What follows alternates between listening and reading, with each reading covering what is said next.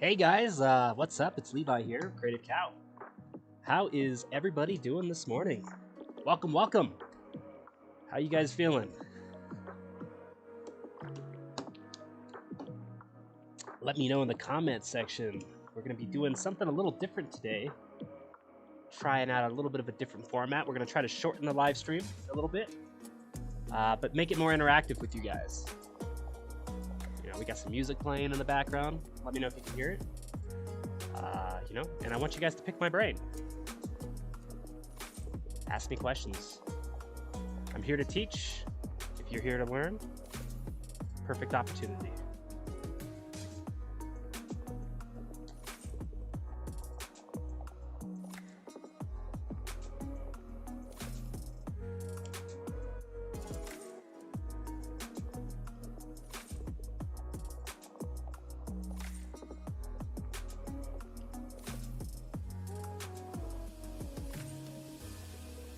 We're gonna get started here in a minute or so.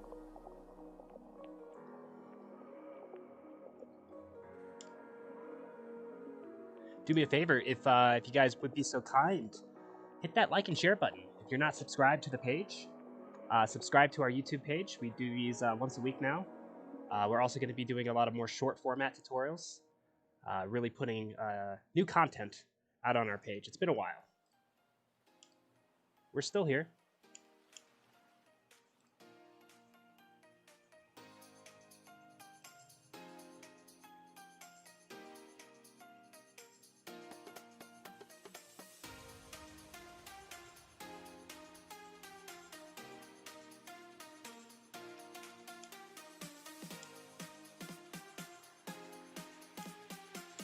Guys, do me a quick favor. We had a couple of technical difficulties last week. I had the power shut off right in the middle of our stream, and it took me a couple minutes to get reconnected.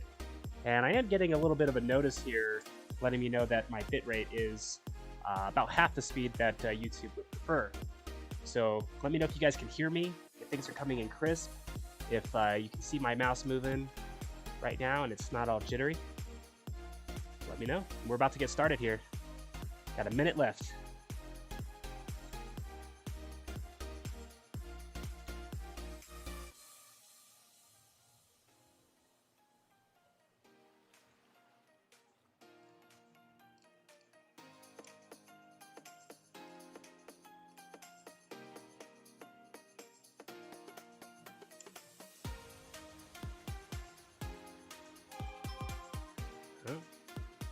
Phone just went off. I'm gonna have to mute this thing.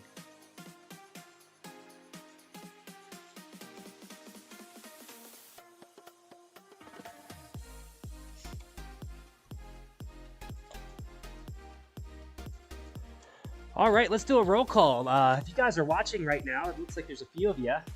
Go ahead and type something into the chat box. Let me know you're here. I'd like to get a good idea about who's tuning in right now. Because we're going to make this this live stream today all about you guys. We're going to be, of course, covering a topic of sorts, but it's going to be very loosely based. It's just going to kind of be teaching some broad compositing techniques. But I really want to figure out a way where we can essentially attach the curriculum that we're going to be covering today to things that are important to you guys. I want you guys to ask questions. You guys may have, or more likely than have, come across trying to do some of the things we're going to do today, and just seeing me do it and briefly explaining it might not be enough. You might have run into a specific problem. So pick my brain, guys. It's always a lot more fun when I get to talk with you. In fact, I've been thinking about doing like some sort of like Zoom chat or Google Meets type thing where we can all see each other too.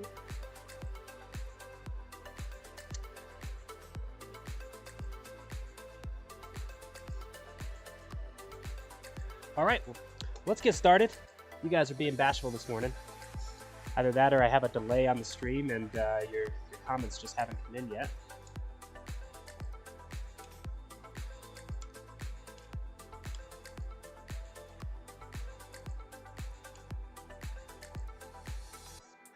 All right.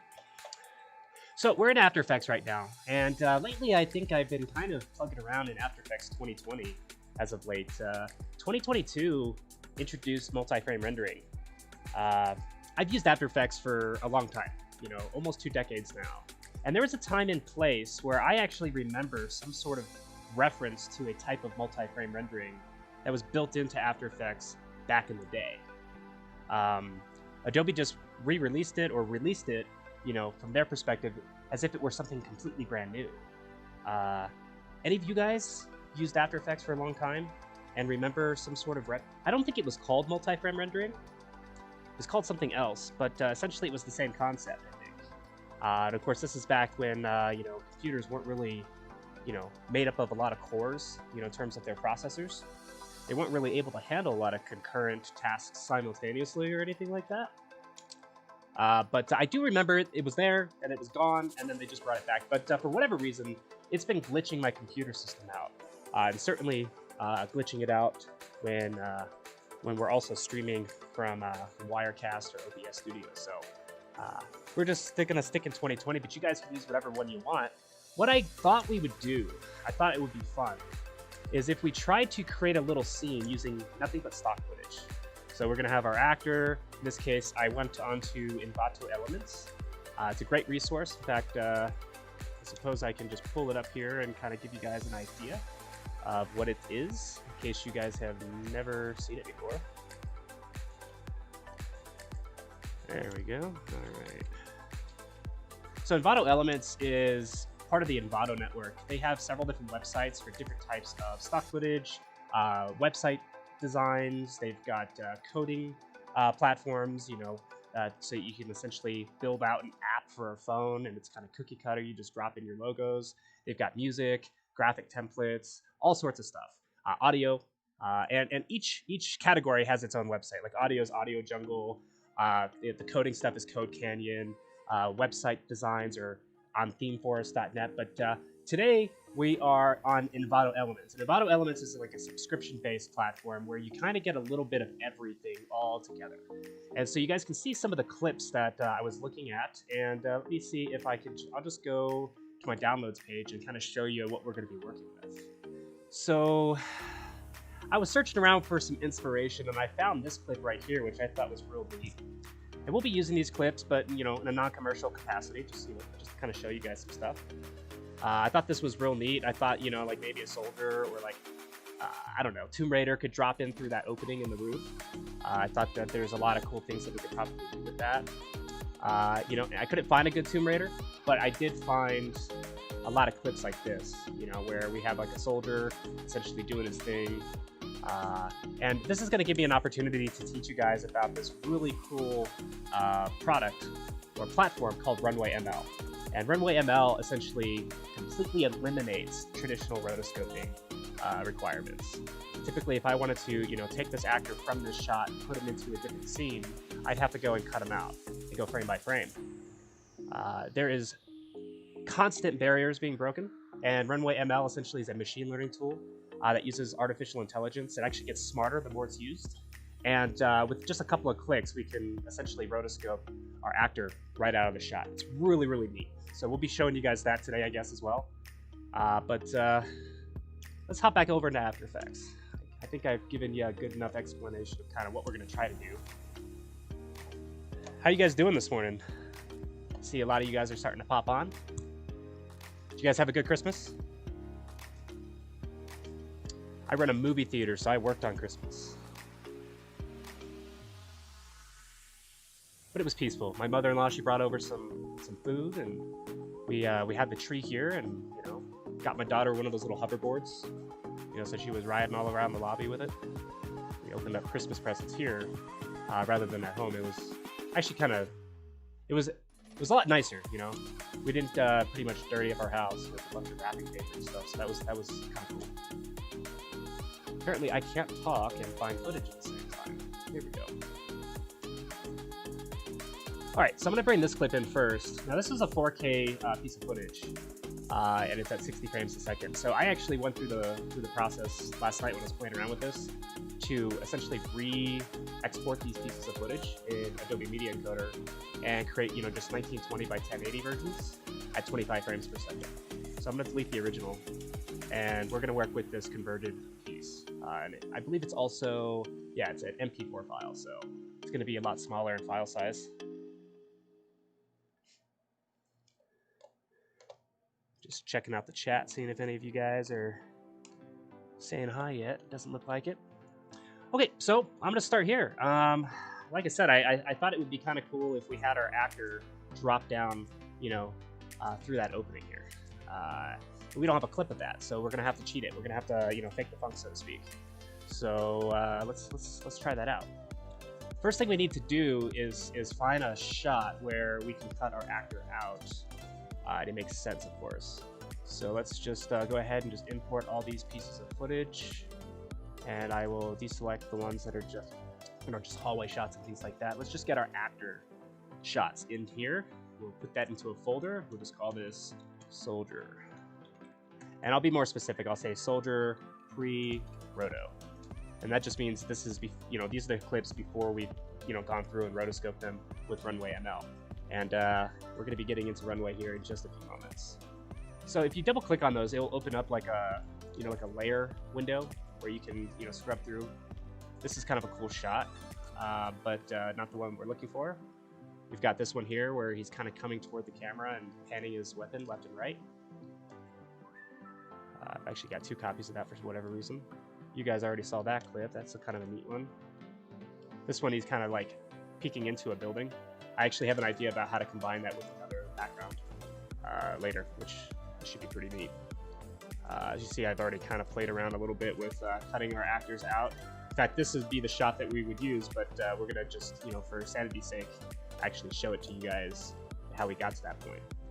So I think this one is probably the one that we can use. And the reason being is he's standing up and then he crouches down, okay? So just to kind of paint that picture for you, if I bring this into our composition here, and let's say we go to the 2-second mark in our timeline, and I go right to the point where he crouches down, okay?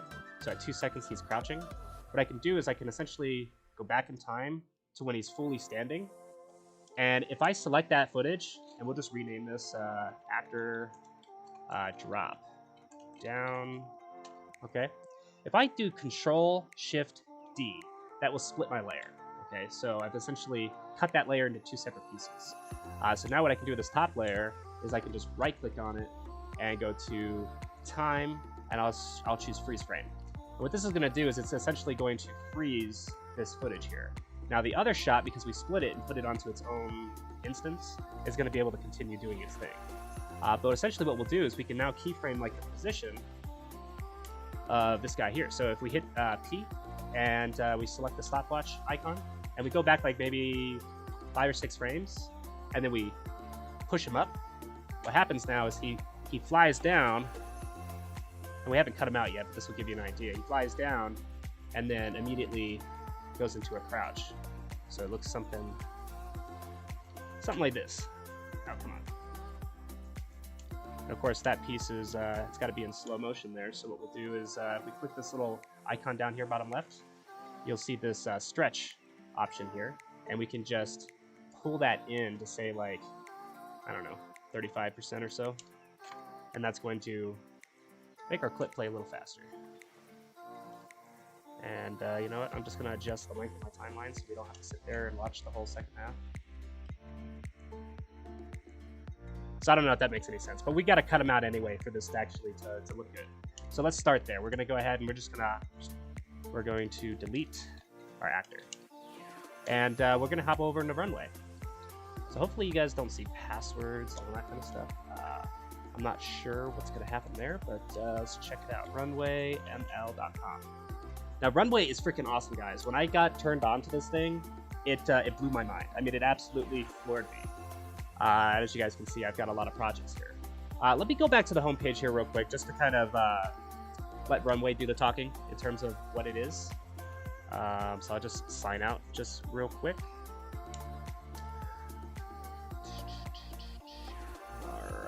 See if I can just delete the login. Runway ML. Alright, we'll just do a Google search. That's what happens when you use smartphones and all that other kind of stuff. It wants to remind or remember who you are and automatically log you in. So Runway, like I said, it's a video editing software. and it's completely browser-based, guys. You do not install anything on your computer at all, which means the problems that we've occasionally had with After Effects crashing on some of our streams, we will not have that problem here. It runs inside of a Google Chrome browser or a Firefox browser or Internet Explorer. I'm not sure actually of the compatibilities there in terms of what browser you would be getting away with using. I'm using Chrome in this example. Looks like we got Mir Sabir. I don't know if I said your name right. Hello, joining from Bangladesh. How's everything going on? Everything's doing pretty good, man. Thanks for hopping in. Thanks for chatting with me. Stop me if you have any questions. I'd love to assist any way I can. So you can actually, just back to Runway here, you can actually use Runway for free. So they have like a free version that is actually pretty neat, and then there is a paid version. And recently they've introduced a couple of different, higher tier levels of their premium version, which lets you do things like, get depth passes and things like that, as you guys can kind of see here in this example video. But it's a fully featured video editing software or browser-based software where it's essentially got things like blending modes. It's got the ability to cut your actor out, as you guys can see here in this example. You just clicked a couple different places, and it went through and automatically cut the actor out throughout the entire shot. So I'm going to just click here on pricing here for you guys. There's a starter package that gives you guys 2 gigabytes of cloud storage, which essentially is where you guys can upload your assets, upload your videos. It has unlimited SD exports, unlimited projects, and you can do scenes up to 15 minutes in length, right? So I wouldn't recommend personally using this as a editing platform. I would still stick around with something like Adobe Premiere, but this essentially allows people who don't have access to fancy compositing software to still have a way to cut their actor out, put them back over the original backplate, and then stick like an explosion between their actor who's been cut out and the background plate they were cut out from. And now it looks like their actor has an explosion bursting into existence right behind them.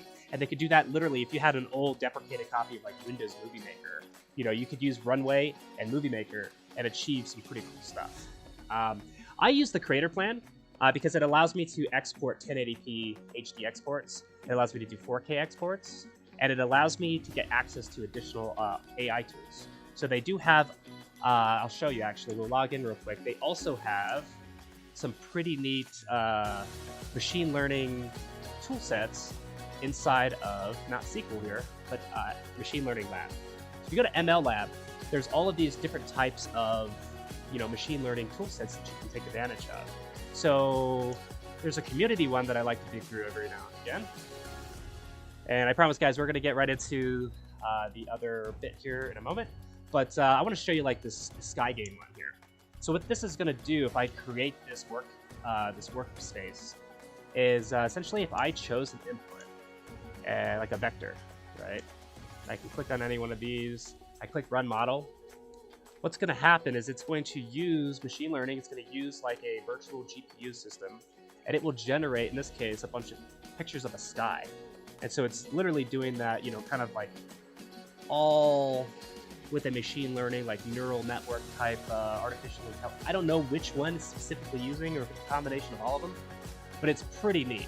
And I don't have a vector to start that out with. But they've got all sorts of cool stuff. Like this one will help you make Animal Crossing characters.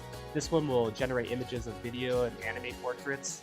And if you guys are into filmmaking and you've been on like Corridor Digital, their YouTube account, they have in many different situations actually used stuff similar to this. I mean, there's all sorts of neat things where you can, like essentially write a rap song and have it sung in Eminem's voice, or you can do like the thing where they essentially like replace an actor's face with a different actor,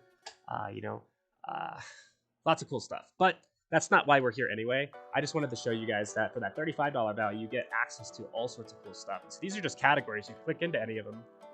Like this one's real neat. Essentially, it's let me just read what it was. It's a human motion imitation and appearance transfer. So essentially, what it can do is, you rig yourself up like a little 3D model, and then it can analyze other footage and then apply all of those same movements to you. So if you don't know how to do a butterfly click, well, now you do. But anyway, that all out of the way, we're going to come back into SQL here, and I'm just going to click on the Create New Project button. and we're going to click on the add button next to our assets, and we're going to find that clip. Okay, so in this case, it's going to be in my tutorial folder. Please forgive my mess of folders. You know, they say it's a mark of being a genius when your room and, you know, your desk and all that other kind of stuff is all cluttered up. Well, you know, I hope that is true in some sense, because I'm getting around here just fine for the most part. All right, so here's the clip right here. I'm just going to import it. So I just double clicked on it and it starts importing. I think I already have it imported, so I'm just going to click cancel in this case, but you'll import it and then it'll show up here in your assets folder. Happy New Year, Rigel. Thanks for joining us again, man. How was your holiday? So what I'm going to do is we're in this project. I'm just going to drop that clip once it's uploaded into our timeline, and then I'm just going to slide it to the front there. And so now we've got a timeline here with our actor in it, and this is what we're going to be using. But we don't need the whole thing. So what we're going to do is he crouches down. This is the part that we're going to use. So we're going to go to about right there, right when he stands up.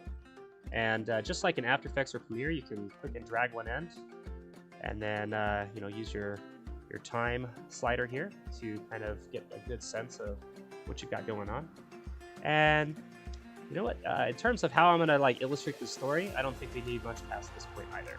So you know, I am using it now in this sense as kind of like a video editor, which I told you guys I wouldn't necessarily do. Cam Dev says Runway's like running away from some of After Effects hard work. You're absolutely right. But I would rather spend 5 minutes in Runway than 2 weeks rotoscoping in After Effects. And you know, the results are not bad. You know, Adobe actually did just release a couple of versions ago the RotoBrush 2.0. So we've all probably been familiar with RotoBrush. It's kind of like a more advanced version of rotoscoping. That does some of that work for you as well, but they just released the 2.0 version, and it's fairly similar to what Runway does, but I don't think it's using the same technology that Runway does.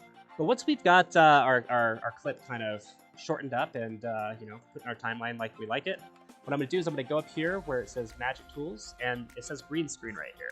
And they also have in-painting and Soundify. I don't know what Soundify is, but in-painting is putting people into a scene rather than cutting them out. So they've got the reverse coming here pretty soon. But I'll click on the green screen button, and that's going to launch a new window here.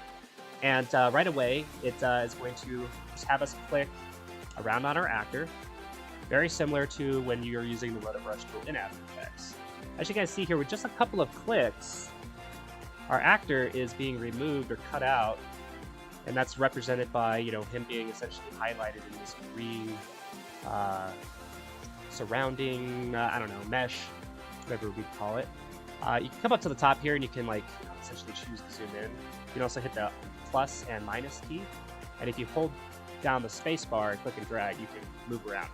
It's similar enough to the Adobe software, but not quite there yet. Looks like we've got the tip of his weapon here and a little bit of the strap. And in this particular case, I'm not too super concerned about having a perfect key. Because we can, you know, refine and retouch it with, let's say, the RotoBrush tool in After Effects. But that essentially covers the include option, which by default, when you open this window, it's already selected. There's an exclude option too, and that's kind of like when you hold down Alt with RotoBrush, it will allow you to remove certain section from your actor. And so the areas here between the holes of his gun, and then, you know, right here between his arm and the strap. And you know, sometimes it gets a little sensitive and you have to go and click back in certain areas. But usually you don't even have to do this much work. In fact, when I did this shot prior, I did not have to do this much work. So this looks okay for the, you know, purpose of this tutorial. If you wanted to get a little bit crazier with this, what you can actually do is if I zoom in on our actor here, and kind of, you know, move around and find a spot like right here where I want to put some of that gun back in. They have this new refine tool that they didn't have before. This is kind of like the refine edge tool set with After Effects in the RotoBrush. Again, very similar in terms of its use. In fact, they actually reached out to me months and months ago when I first started using this.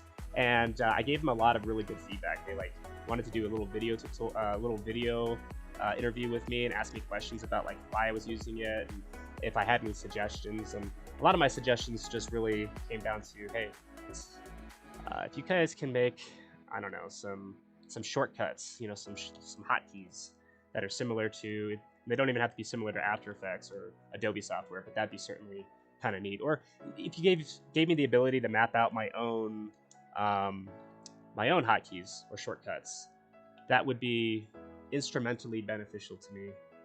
And I would scream from the heavens how amazing this thing is. But I'm not at all trying to claim any credit for for these features being incorporated. But since the last time I've used it, it's been changed. They're constantly updating it, which is real nice. So check this out, guys. Once you've got your actor kind of figured out, it'll create a little keyframe here, just like in Adobe software or any other compositing software. It references a place and time where you've set a value. In this case, these little dots.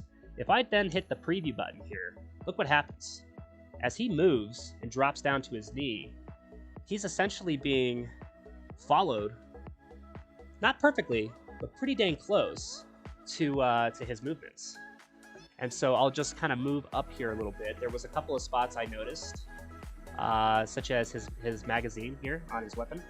You're going to see that there's a couple of spots that glitch out. So you just come, you grab the include tool, and you just click on it, and it should take care of that for you. And in fact, I didn't even need the second click. I was just impatient. Once those errors have been corrected, you just come and you click the preview button again, and it's going to figure itself out. I did just see another spot as the strap goes between his leg here. So the forward and backward, or the left and right arrow keys on your keyboard will allow you to go frame by frame, left or backwards or forwards. Should you feel like you need to get that detailed about things. And again, I'm getting way over detailed. I don't need to do this for the particular shot that we're going to be playing with today. But I just want to show you guys that it is a powerful tool, and you do have a lot of control. And so I'm just making some corrections here. And yeah, we'll just go forward and see if I messed anything up. It actually looks pretty nice. It's going to start back over at the beginning once it reaches the end. There's a spot on the wall back there that I might consider. So like right here, part of his clothing passes by it. And that hole in the wall looks pretty close to the material that's sticking off his pants. In fact, looks like it was pretty confident that that's what we wanted. So we're just going to tell it probably a few times here, I guess, that hey, that's a no-nose place. We don't want that in our shot. Yeah, and it did it again. That being said, it's something that just removing that in After Effects is a lot simpler than going and cutting your actor out frame by frame. And this is by no means, in this particular example, a perfect rotoscope. But for the sake of time, I don't want to just sit here and spend 20-30 minutes doing this. I'm going to stop here, and this is what we're going to export. So you got a couple options at this point. Once you've got a good key, you've got this mode here under the view. Right now we've got overlay, and I can increase or decrease the background, its transparency, so that you guys can get a really good idea of everything that we've got going on here. You have the ability to feather your edge. It's kind of like adding in like a forced motion blur, so to speak. Just click there on his arm again. You under overlay, you also have a preview mode, right, which is going to allow you to, again, make some adjustments here to your feather, and it puts it over just like a simple black background. And you guys can change the color of the background on another screen. I'll show you that in just a sec. And then you have an alpha channel option here. And this is actually what we're going to export, because I want to use this and essentially do like a Lumimat. But yeah, it's a Lumimat. Essentially to cut him out from the background of his original piece of footage. We got Jesse B hopping in there saying that's impressive automatic keying. Technology has come a long way. It has. I mean, think about it. Like, I have an 8-year-old daughter, and I could spend maybe 15-20 minutes with her, and she could have I mean, she has like 3 tablets, and she works her phone better than me and her mom do combined. You know, so this is something where like I used to spend weeks and weeks on difficult shots going frame by frame. And, you know, I always hated it when I had like a 60 frame or 120 frame per second shot, because we're doing slow motion and I've got to go and cut out, you know, 5 times the amount of frames. It could take months sometimes, you know. You spend a year just doing a single shot. In fact, a lot of big movies, they'll spend 9 months on a single sequence. They'll like set up you know, like an entire company all on their own for 9 months. And then the other team members will go out and shoot the rest of the film, while these guys are literally just in a green screen room for 9-10 months. Doing their magic. So I could just sit my daughter down and literally put her to work, and she could take care of all of my rotoscoping from here on out if I really wanted to. That being said, you have an export mask option up here at the top right at this point. If you click on that, this is where I said that you can, you know, kind of change the color of the background, but you have to get out of alpha mode and go back to preview. And if I go back to the export mask, you guys can see here, I can essentially, you know, choose different background colors. I think we have all seen the Tobey Maguire in front of the green screen thing doing his little dirty dancing on YouTube. People throw those up and let you download them, and then people are going and removing the green and putting them wherever they want. Or we had the Even Stevens kid, just do it, you know, in front of a green screen. This is probably how they're making those types of videos now.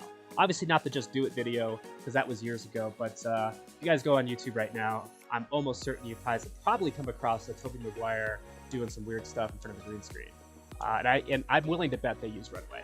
But as you guys can see, I can put whatever colors I want behind it. I can choose whether I want an SD or HD export, and I can choose my format. I would have to upgrade from my $35 plan in order to export PNG sequences or anything in ProRes. And yes, Rigel, it does run in your browser. There is an actual desktop software, technically, but it's very difficult just to find in the first place. I spent a couple hours a few months ago actually looking for the desktop version of the software. And I believe I actually, within the last week or so, just uninstalled it because it doesn't run the same way that the browser software runs. It's not updated as often, and I don't believe that it has access to like their machine learning network, right? So it's only relying on learning from instances where I use it on my computer. I do not believe that it's connected and communicating with every single time it's run across every single use case and every single customer, because it's kind of like Tesla. You know, you got Tesla's cars, you know, Elon Musk, their self-driving features. The cars communicate with each other and they actually get better at driving. They have like neural networks set up where, you know, they learn from mistakes, they learn from crashes, they're able to analyze and make decisions based on past experiences or the experiences of a different car. And that's what this is doing. It gets better and better and better as it goes because everything's connected. With that in mind, I am just going to choose Alpha Channel here. And alternatively, if you didn't want to just export from the green screen module, you can click this Go to Project button, which will just take you back to your project page, which is kind of where we started the whole thing in the first place. And then, you know, you have your timeline again, so you can change position, size, rotation. You've got blend modes, just like in After Effects or Premiere. Zoom back out there. Control Z. There we go.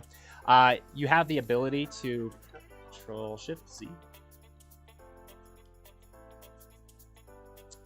Oh crap! What did I do? You know what I think I did? I actually unchopped the front half of our footage off, and even without reopening green screen, it took all of that data that we just collected and it applied it to the first half of our footage. Because I just essentially hit Control Z in the project panel, and it remembers inside the project panel what my last action was, and didn't undo any of the previous actions I just got done doing in green screen. So that's kind of neat. I didn't know it did that. But as I said earlier, you've got your feather options. You can invert your mask. You can apply effects to it. So like if I click on this effects drop down, there's all these different pre-built effects that you guys can do. So this one looks real cool. It's essentially a brightness and contrast, but it lights up the front part of his body, which would be great for simulating an explosion or something. You know, you just tint it orange, whatever color that you want. Rigel, no problem. And if you weren't here earlier when we talked about it at the beginning, it does run in the browser, and they do have a free version, and you have unlimited standard definition exports with that version. So Real useful stuff, man. In this particular case, I'm not going to apply an effect. I'm just going to zoom back out again. Minus key. All right. Still getting used to the controls. I'm going to make sure my feather's at 0. I don't need a feather here in this case. And then I'm going to just go back into the green screen by clicking on Edit Mask here, this little pen icon. And I'm going to click the Export Mask option, and I'm going to select only Export Alpha Channel. And then I'm going to hit Export Mask. And this is going to export the green screen mask that we just got done doing as an alpha channel. So when I bring this into After Effects, I'll be able to put this over top of the original piece of footage and tell that piece of footage to essentially reference this clip, and anything that's white, I'll want to remain, and anything that's black, on that piece of footage that's above it, it will essentially remove the transparency from itself anywhere there's black on the layer above it. Essentially it's called, God, I can't remember the name right now for the life of me. I'm just gonna have to hop back into After Effects and look at it. They're called track mats. There we go. I would not have guessed that. I don't know why. While this is exporting, because it does need to essentially, create a video file out of that, we'll just go ahead and there's a Go to Export button here next to Export Mask. I'll select that, and you guys will see here it's actually already done. But if it wasn't, it will it'll essentially just have like a timer type thing. It'll tell you what percentage of completion it has. But I did shorten it from 14 seconds to 6 seconds, so it went a little quick. Once it's completed, you just click these 3 little dots and you select download, and it just downloads right to your computer. And again, I have a messy organizational structure, but I'll hit show in folder. It'll take me to my downloads folder. I'll just cut, and then I'll just go into the folder I want to put it in, and I'll paste it. And then we'll go back to After Effects. So with After Effects, essentially what I'll do is I'll find that original clip. It's right here. We'll put it over top of the background plate we're going to be playing with. And just double click to import, and I'll go into the appropriate location. Now, I did not rename this clip. That's probably something I should have showed you guys, but there's a way to name the file before you download it. We just need to do that. Or apparently put this clip in the right place. I think it's right here. All right. If I had a guess, it's this one.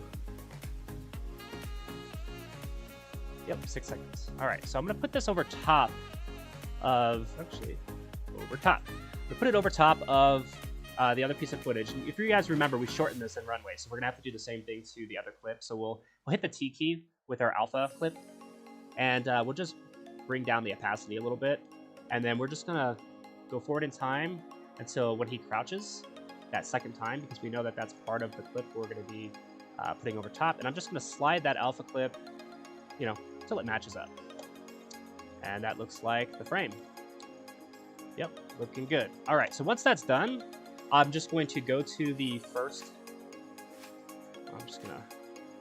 Yeah, looks good. I'm gonna go to that first frame there of that clip, and I'm just gonna click and drag the starting point, or I can hit Alt open bracket, and that will just essentially make the first frame where our playhead is. And then I'm going to take our playhead and move it back to the beginning, and I'll select both of these, and hitting just open bracket on the keyboard will just slide that down. Just some shortcut tips for you guys if you're interested. And it does look like I maybe messed the timing up a tad. That's probably with the...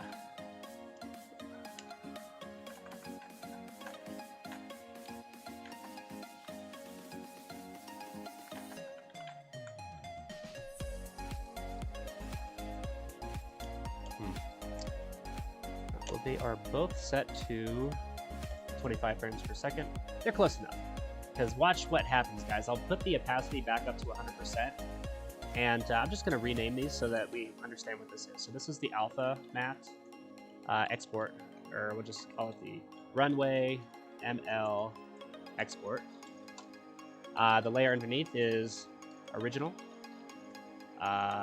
Soldier drop down, because that's what he's going to be doing. We're going to make him drop down, and then this other clip will just name back plate.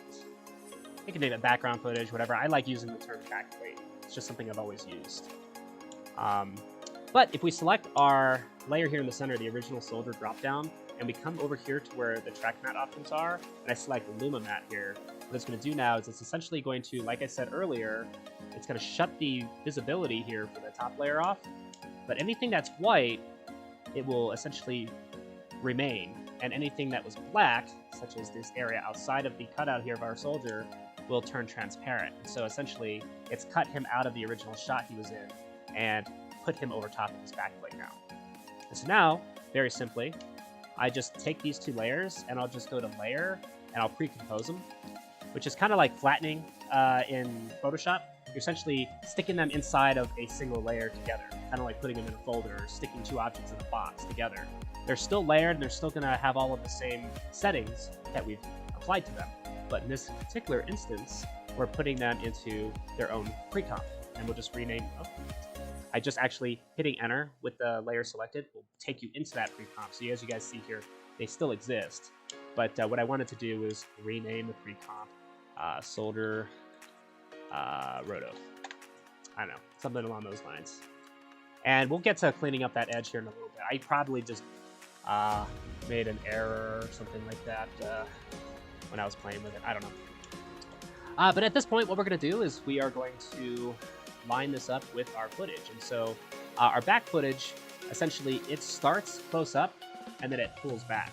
I think instead what we want to do is we'll reverse that. So I'm going to go to time and choose time reverse layer. And then I'm going to pull it, back in the timeline so that in this case, since it's playing reversed, we're actually pushing in and then coming to a stop. And once we come to that stop, that's when I want to have our actor drop down. So I think what we'll do now is we're going to just slide our actor forward until right before he drops, or starts to drop to his knee. So maybe about right there. And just like we did earlier, I'll hit Control-Shift-D, and that will split our layer. And I don't know why, but I always like the smaller chunks above here. It doesn't make any difference though, in this case. I'm going to take and select that first little section. I'm going to go to time and choose freeze frame. Okay, just like we did before. And so now he's not moving, as you guys can see. And then right at the beginning of this next clip, he takes the knee, he drops down. And just as we did before, we'll just come to the stretch thing here. And rather than doing like a time remapping, I'm just going to shorten the length of this clip by pulling that value lower and lower from 100. So now he's going to drop to his knee much faster. And I think maybe we'll just turn the blending mode on as well, so that it looks a lot smoother. And we'll just play that back here real quick, see what that looks like.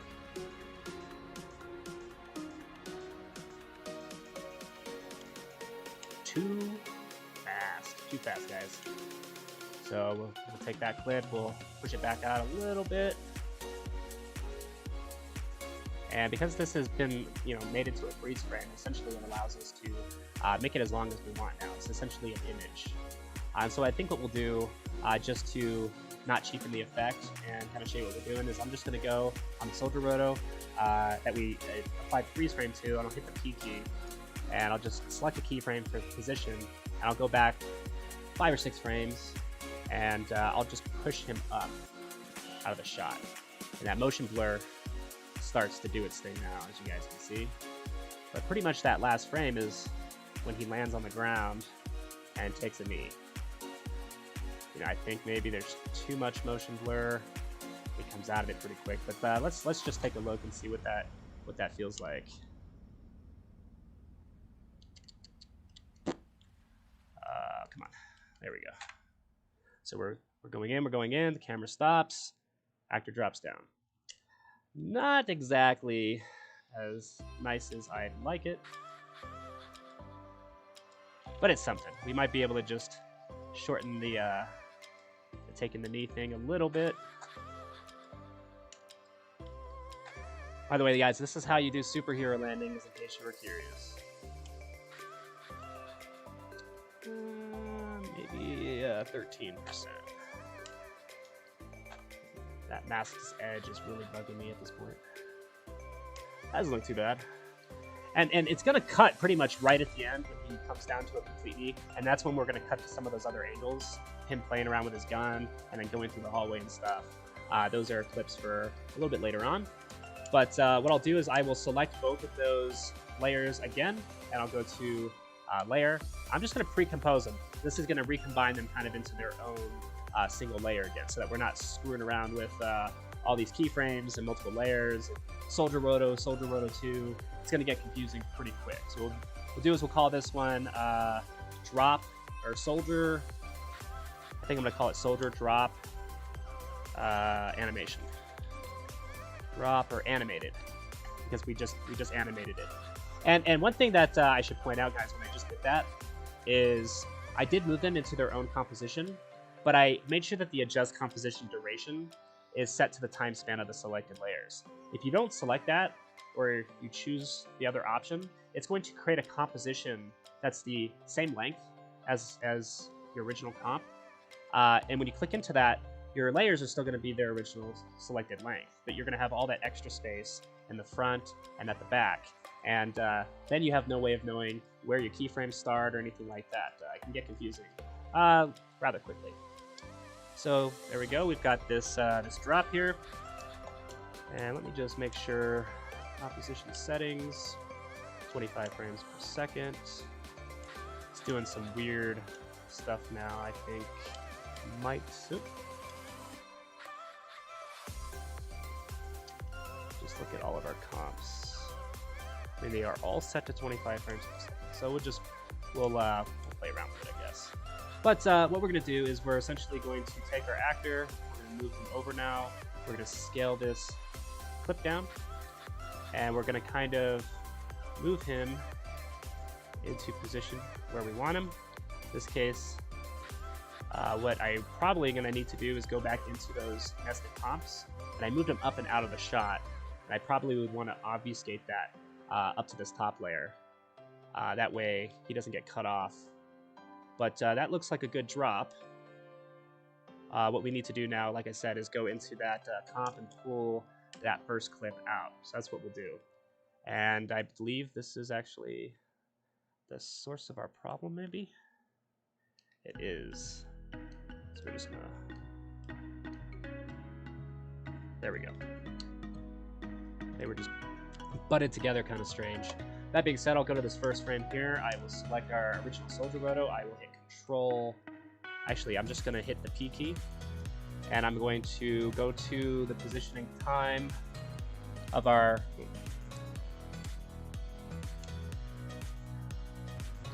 I'm going to go to that very first position keyframe, and I'm going to select both keyframes. I'm going to hit Edit and Copy. Actually, I'll do Cut. Edit. Cut. And then I'll come up here to my, this is kind of like a workflow, right? The further you are to the right, the deeper you are inside of your nested compositions. And if you work your way back to the top, you'll find your way back to your original comp. So what I'll do here is, because they are lined up on the timeline together, this master comp and the pre-comp, I can just hit the P key and hit Control V and paste those keyframes here onto the footage. And theoretically, as I said, theoretically, it, what's going on? What is going on, simply enough, is that when I deleted those keyframes, I should have deleted it here at the end. Control C, actually Control X. And the reason being is because I want him to be in the frame. When I cut him out, it was on that first keyframe and he was up way out of the shot, so I had no way of seeing him here. So we will hit Control V to paste them, and I'm just going to slide that keyframe to our playhead, and there we go. We've got a time that matches up, and so now I can just make sure that I'm have my playhead line over top of one of our keyframes, and if I select position, it's going to highlight all of our keyframes, and so now if I move him, it's going to apply the same movement data to every keyframe that we have animated. And so I can stick him kind of where I want in the shot, in this case right there. Okay. And as you guys see now, he's not being cut off by the boundaries of that nested comp. So what we want to do instead now is, with this soldier drop animated option selected, we're just going to take our box Roto tool. And I'm just gonna, it's straight lines, so I'm just gonna kind of, with our mask selected, oh, come on, good lord. I'll just kind of angle our mask. And we'll probably just give it a nice little subtle feather. So I'll hit the F key and maybe do like a 0.3 just to kind of feather the edge there. And if that is set to subtract, I'll hit the M key again and change it to subtract. It, well, darn it, it moves with our actor. And it does so because it's on the layer that he is on. So we're gonna go to that very first frame that he's in view, and I'm just gonna click my mask, and I'm gonna hold shift, and then the down arrow, and put it into position here for that first frame. I will hit the mask path option, and then I'm just gonna hit page down, and essentially just push my mask back up, because I selected the stopwatch for the mask path. Essentially, I'm able to keyframe the mask path's position. In this case, I'm just making sure that over those various frames that he is passing behind this ceiling piece here, that our mask path or the position of the lines and corners go where I want them to go. Also, probably turn on our motion blur again. That motion blur is a little intense. We might want to adjust those keyframes. But here's what we've got. We're pushing in. We come to a nice, slow, easy stop. And then our actor will drop through the ceiling and come to a knee. Let's play that here one more time. All right. Looking sweet. One thing that I do notice here at this point is that our actor's feet kind of shift here. So there's probably an easy way that we could fix that with just doing like a warp stabilizer pass on this footage, which would stabilize him and not have him sliding around inside his original shot. But we're also negated by the fact that we've removed all of the features of the original room he was inside of. So there is another option. What we could do essentially is apply a warp stabilizer effect to the background clip here. And there's a way to essentially stabilize a target clip and assign the movements of our original plate to, in this case, our soldier. So that's an option. I'm not going to do that either. I think instead, we're going to try using some stock footage. Because remember, we're telling a story here with stock footage. I've got some fog, okay, that also pulled off video high. I can just drop that over top of our soldier. In fact, I don't want that one, actually. That one, I did not download the right clip. I downloaded the preview clip instead of the license clip. So big 4K piece, we can scale that down very obviously. And maybe I'll just draw a little mask around it, something like this. Feather the edges. This probably isn't going to look all that great, but we'll give it a try. Come on now. Control Alt Home. Control Shift Home. One of those two. Well, yep, there it goes. Control Alt Home will move the anchor point to the center of, in this case, our mask. That's a pretty useful tool to have. I think maybe I'll make it a 3D layer so that I can just kind of cheat its perspective a bit. Make it look more like it's laying on the floor. And maybe drop it down a little further. And perhaps slide it back some.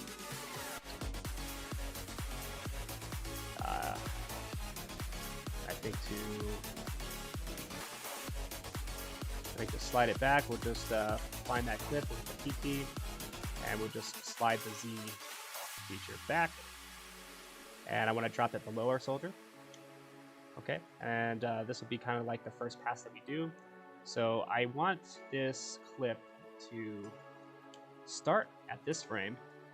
So I will take our fog and I'll hit Alt, open bracket. with our clip selected, you guys see, watch here on the time, right, Alt, open bracket, it will just make the endpoint of our clip at that point in time where that playhead is, which is pretty useful. I'll kind of zoom in here a little bit. What I'm going to do is I'm going to hit the M key twice with this, this piece of footage selected. And while I'm at it, I'll just rename it Fog Ground Layer, because this is our fog on the ground. I'm going to pull the mask expansion in until it disappears. If that makes any sense. So essentially, I'm pulling the boundaries of where the mask border is. I'm pulling the image data inwards by turning the value into a negative space. If I pushed it into a positive space, it will push past the boundaries of our mask, which we don't want in this case.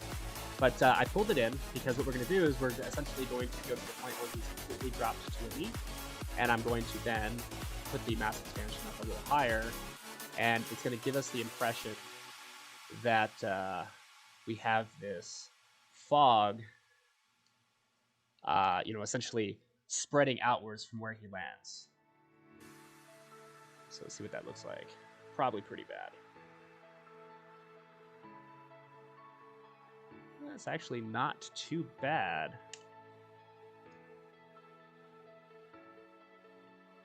Actually, it's pretty terrible.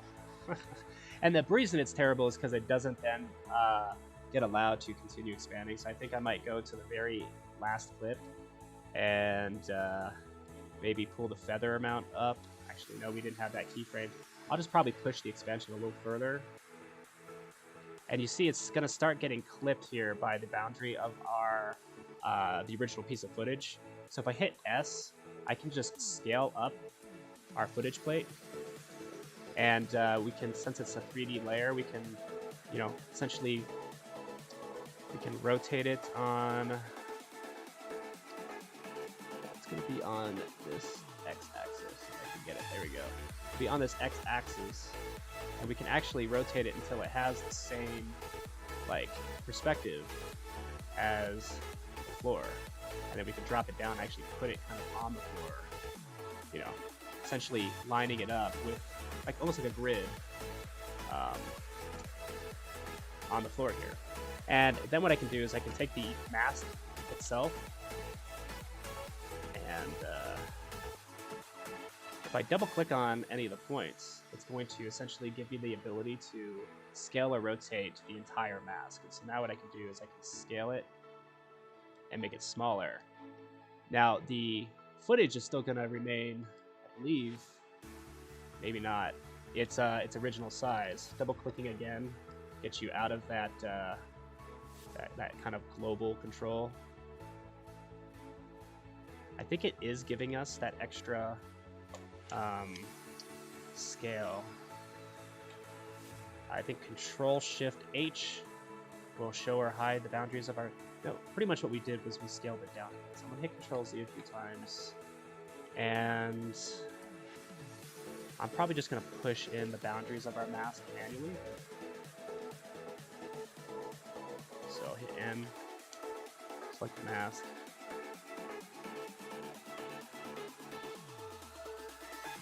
and I'll have the funnest time trying to select our mask points as opposed to selecting the transform points for like size and scale and stuff like that.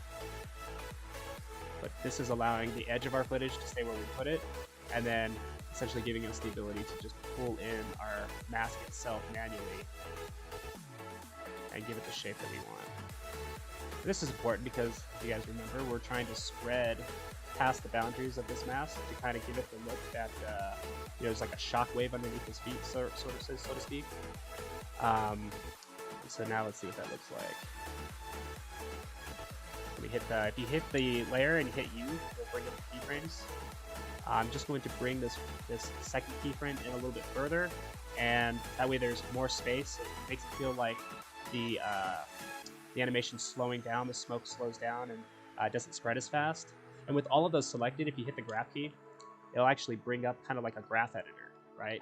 And so I want it to very abruptly start, but then I want it to slowly curve and come to a stop.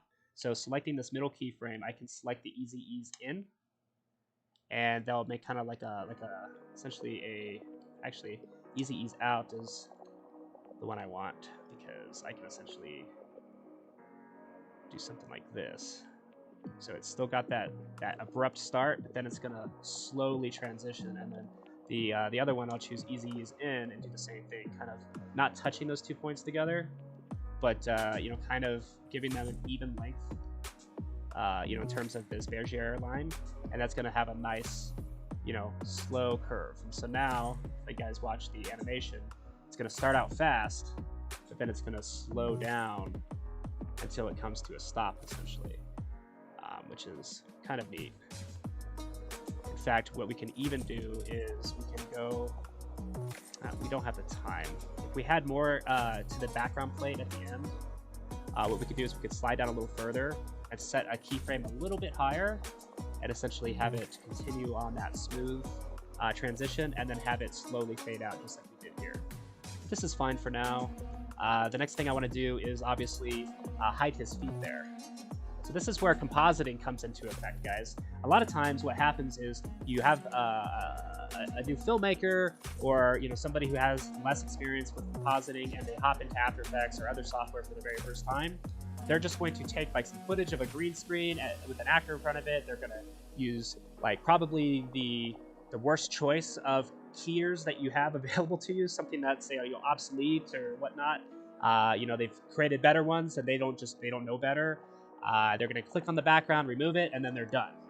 And that is not going to give you a good end result. So first thing I'm going to do, and we'll adjust the animation of that smoke probably too, I'll take that fog ground layer, and I always start out playing around with blending modes. Control Shift H to hide the controls. I'll zoom in, but I always play with blending modes before I start doing any color correction. If I want this smoke to, say, be brown, there's a ton of brown dirt right underneath it, right? And it's got transparency built into it because it's a piece of stock footage. So if you hold down Shift and select either the plus or the minus key on your keyboard, it's going to transfer and cycle you through all of your available blending modes, as you guys see here from when I right-clicked. So I'm going to do that first. And I wouldn't be surprised at all if I found a look that I liked. You know, I want it to match or be pretty close to the ground's color because it's supposed to simulate the dust from the ground, but I also want it to maintain its volume, right? That doesn't look terrible. Let's see kind of what that looks like. The only thing that bothers me about it is the fact that the smoke is going off in one direction. That was just simply the choice of smoke that I had. Control Shift H. Maybe what I can do is just rotate it here on the Z-plane and have it face this way instead, and just change its perspective, its size, and its position, and you know, push it back to where the edges of the wall. We don't want to get too crazy, and if I select that show mask option, you guys will see here that. See what it does now. I don't like the blending mode at this point, but the smoke is coming toward us rather than going off to the left. But it's very flat. It's very one-dimensional, unfortunately. And so I think what I might do in this case is I'm going to select our mask expansion. Again, remember, I have to make sure I'm on one of the frames. You can click these forward or back arrow buttons next to the stopwatch. If you're going to change the value of everything all together at once, all of the keyframes evenly, you want to make sure that they're all highlighted in blue and that you're on one of the keyframes. I'll pull the expansion in just a tad, and I'll hit the F key, and I'm going to pull that feather in. I think it's a little intense, and I think that's what's causing a lot of the ugliness. And so I pulled the boundaries of the expansion in so they don't spread as far, because something about this perspective just looks kind of goofy. And honestly, it just might be the size of the clip now at this point. So I'll hit the S key. S. And I'll just kind of scale it down a bit and see what that does.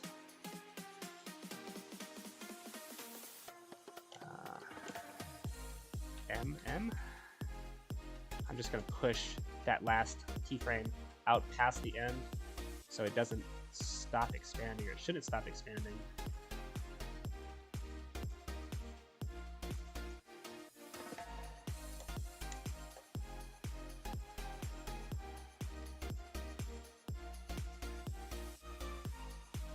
But it does, and I think the reason it does is some of those keyframes that we played around in the graph editor. Yeah, so when I made adjustments to these, it kind of made our graph editor a little screwy. So I'll just fix those points and make them look more like they did before.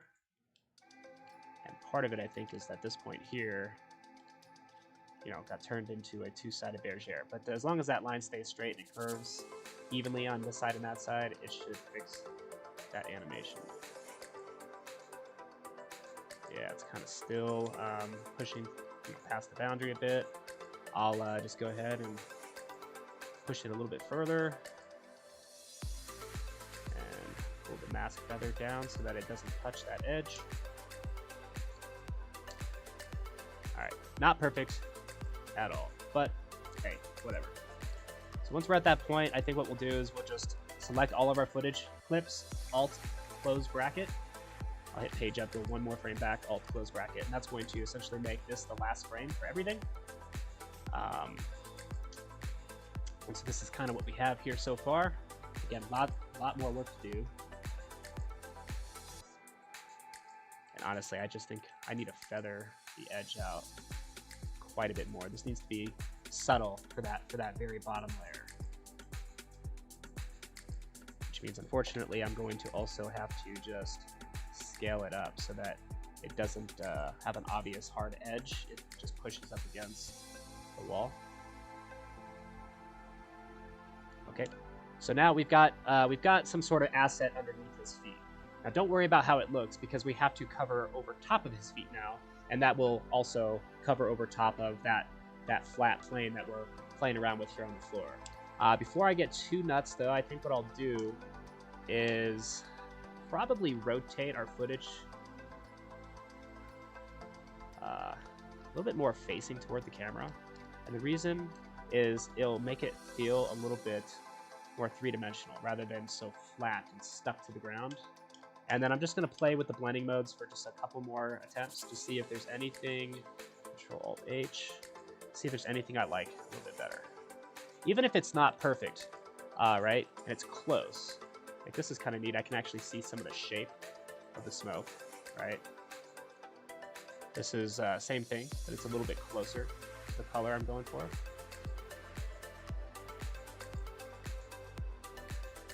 I think what I might do is page up, maybe about right here, Alt, open bracket. I think I'll start the first keyframe here for when it starts to expand, just a frame early.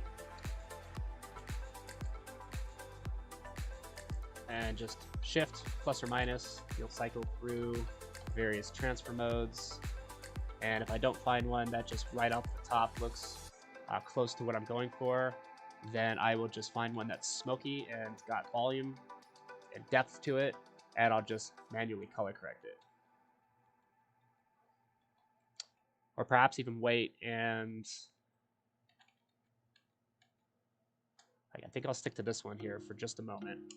I'll duplicate this layer, I'll put it over top of our soldier, and do the same thing with our transfer mode. And probably click on it, Control-Shift-H, and I'll probably just move it upwards so that it's kind of covering over top of our actor just a tad, but only the bottom half of them, you know? And this is by no means the expert way of doing this. This is actually the first time I've gone through and done this up to this point. And so at this point, I'm kind of freestyling it with you guys. So feel free to lecture me or make suggestions, because this is where I have the most fun anyway with After Effects, is going through and just trying different ideas. In fact, I really like the way this one looks, just not the color. So I'll just give a couple more tries. Still, I actually kind of like the way that looks too. But all right, so I'm gonna go back and find one of the ones that was kind of blue, grayish, like this one. I do like the way this one looks. And so what I think we'll also do is we'll probably pull it a little bit ahead in the timeline. And that's what we've got going on right there. And I think at about this point, if we click both layers and we hit T, we can set a keyframe for 100% opacity, and then we can just go to the very last frame before the camera's cut. In this case, about right here. Page up. And I'm not going to make them completely disappear, but I'll have them kind of fade a tad bit, right? Because they're spreading, right? They're going to be diffusing. Okay, so that's kind of what we've got going on. We still see that shake with our actor. So what we'll probably do is have like a little dirt blast cover over his feet underneath everything else. But let's get to the color correction process here with the smoke and see what we can come up with. Okay, so for this, I will take both of these clips and I'll go to Effect and I'll go to Color Correction. I'll start out with a tint, which will just, force kind of a black and white, pass over them. I don't want to completely desaturate things, so you can pull that value down, the amount of tint. So I'm going to just, I don't know, maybe put it at about 80%, so it's still got a lot of black and white. It evens out everything. It blends nicely with our actor. I might even go so far as to shift him over just a tad, kind of center him up. With those layers then selected again, I'll go to Effect, and we'll go to Color Correction, and we'll pick the different effect to apply. I think Tritone actually will serve us pretty well. It's down here at the bottom.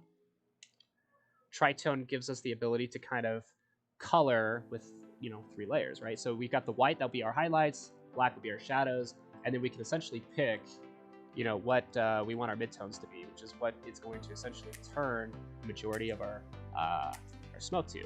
And so if I just hide that and I come and I click somewhere on the ground and reference the color data from the dirt he's actually landing on, and then turn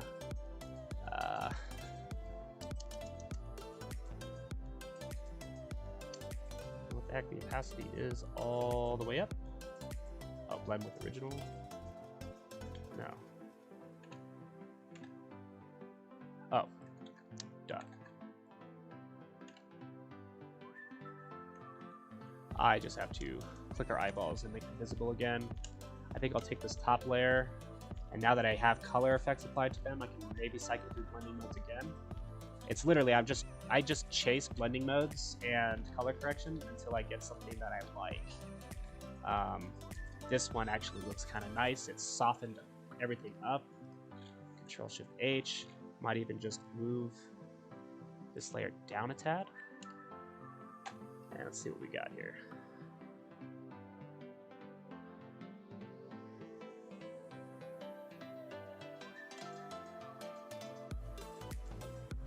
He does still shift around quite a bit.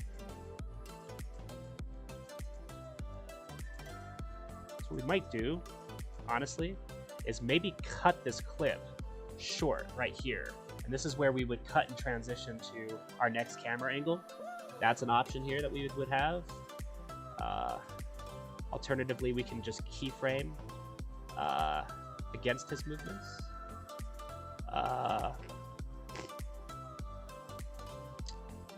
Because he is shifting around a little bit more than we need him to.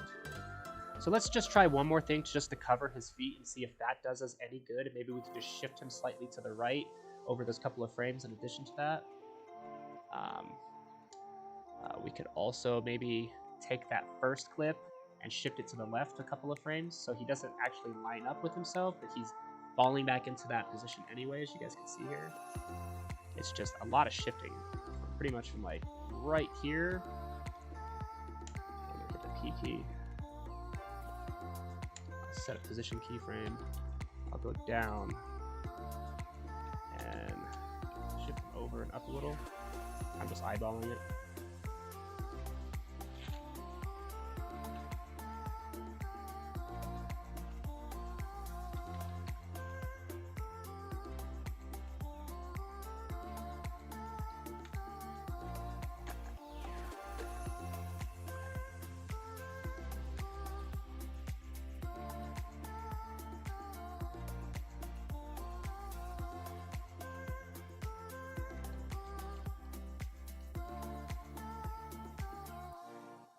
drops down right here. So we'll push him up.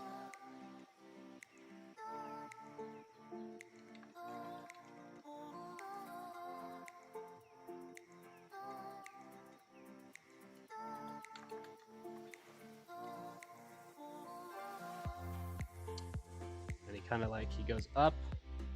So we'll put him down a little bit. And then he goes down again. So we'll just bump him up a little.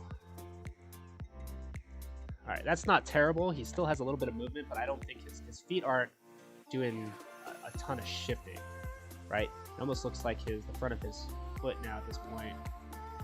It does a little shifting here. So I might just shift it back. There we go.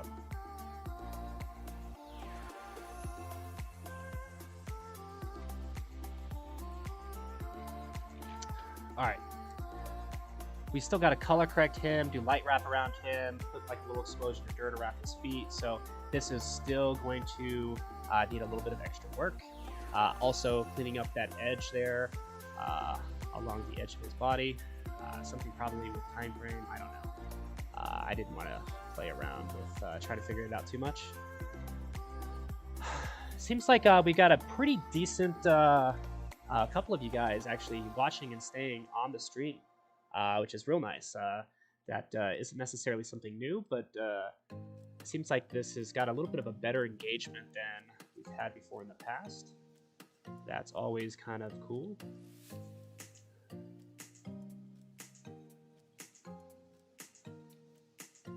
Control-Shift-H will hide your transform properties on all your layers.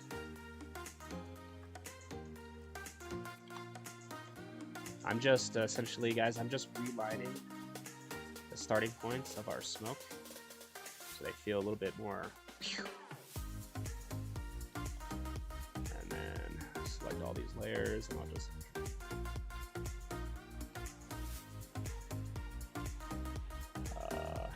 Alt end bracket.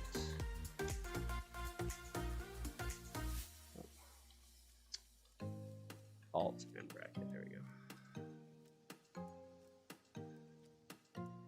I also don't like how fast the smoke moves, so we'll probably just do a little bit of time remapping on that as well. So I can just find the layer, come here and stretch it instead.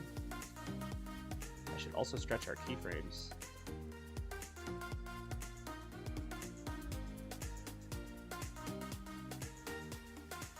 See what that looks like.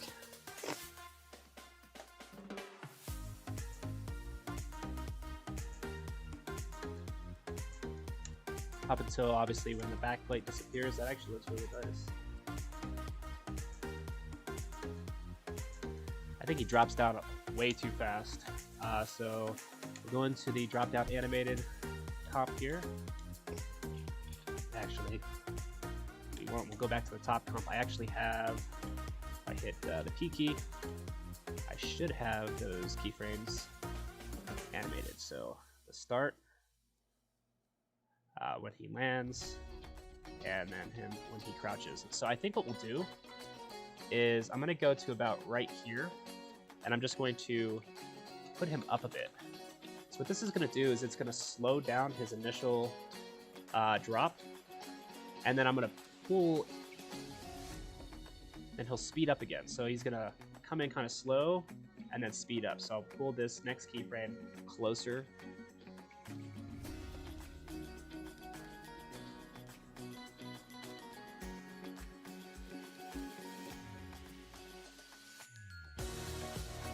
Let's see what that looks like.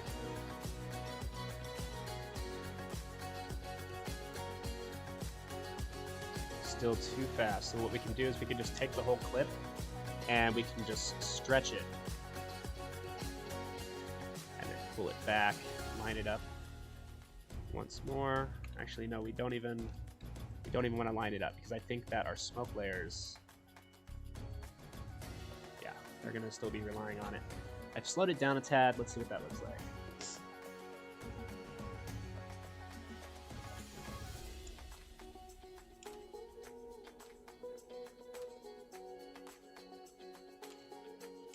Any of you guys have any questions up to this point? I know that not all of you guys have been watching the whole time. You might have just joined us.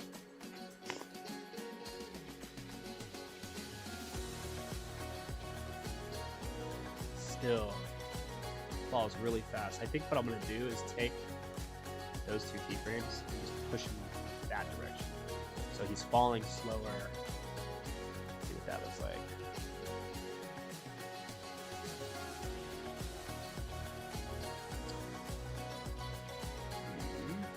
I'm just going to shift these down temporarily.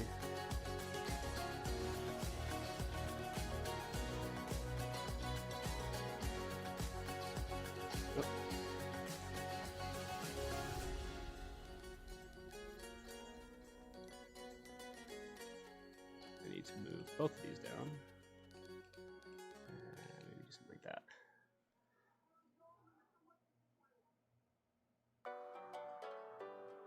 Well, you know what the problem now is we don't have our clips split. So when we adjust the starting point, the landing point, and the crouching point, when we move those keyframes left or right around in the timeline, it's actually changing the point in time, you know, when those moments in time are supposed to happen. So what we'll do is we're just going to stretch the clip a whole bunch. We're going to go to the point in time where our actor should be hitting the ground. We're going to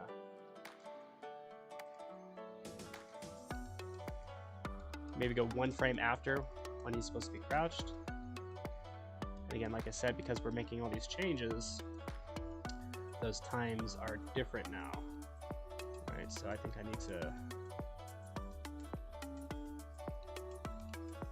it's like I can delete this keyframe here altogether. We've got the drop, the land, and then the crouch.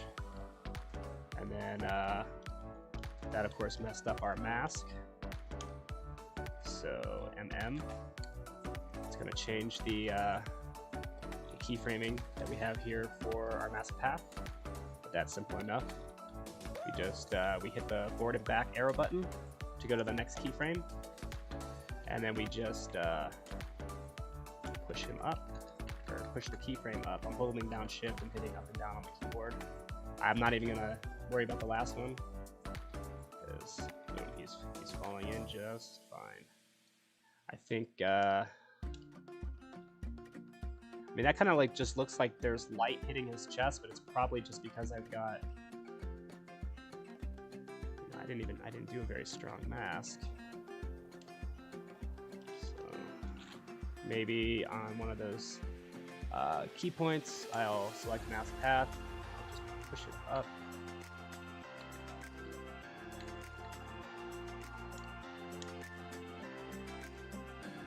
Because of the motion blur. So I'm going to just cheat the motion blur start point now, because I can still see him through the wall. Might put it a little bit lower and see what that looks like. Doesn't look too bad. The only other thing I think I might do is I'm going to hit the P key. He's hitting the wall there with his hand, or his gun in this case, so I'm just going to select a position while I'm on one of those keyframes, and I'm just going to kind of budge him over a little bit. Now, that's why it was such a pretty much a useful idea to re-squish and pre-comp those clips that we had split earlier on, because now we have the ability to just, you know, control the entire animation without having to go in and change the position of these two different layers that we split. You know, we re-nested them into another pre-comp, so now we can just control it later on all at once. Alright, so that looks like he's no longer hitting the wall, but is he still landing in a good spot for the dust? I think he is. Okay, so let's tidy up a bit. I'm sure somewhere on this computer I have like action essentials or something. So I'm gonna look for that real quick. Anywhere it's gonna be like a folder called old desktop update.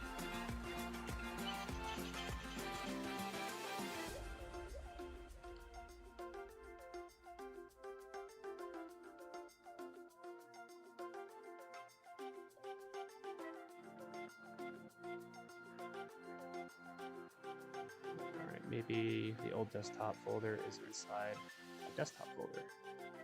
I don't know, guys. I am bad with some of my organization. I haven't used much Video Copilot software in a while, you know, so it's a good chance that, where the heck is my desktop folder now? There it is. Alrighty.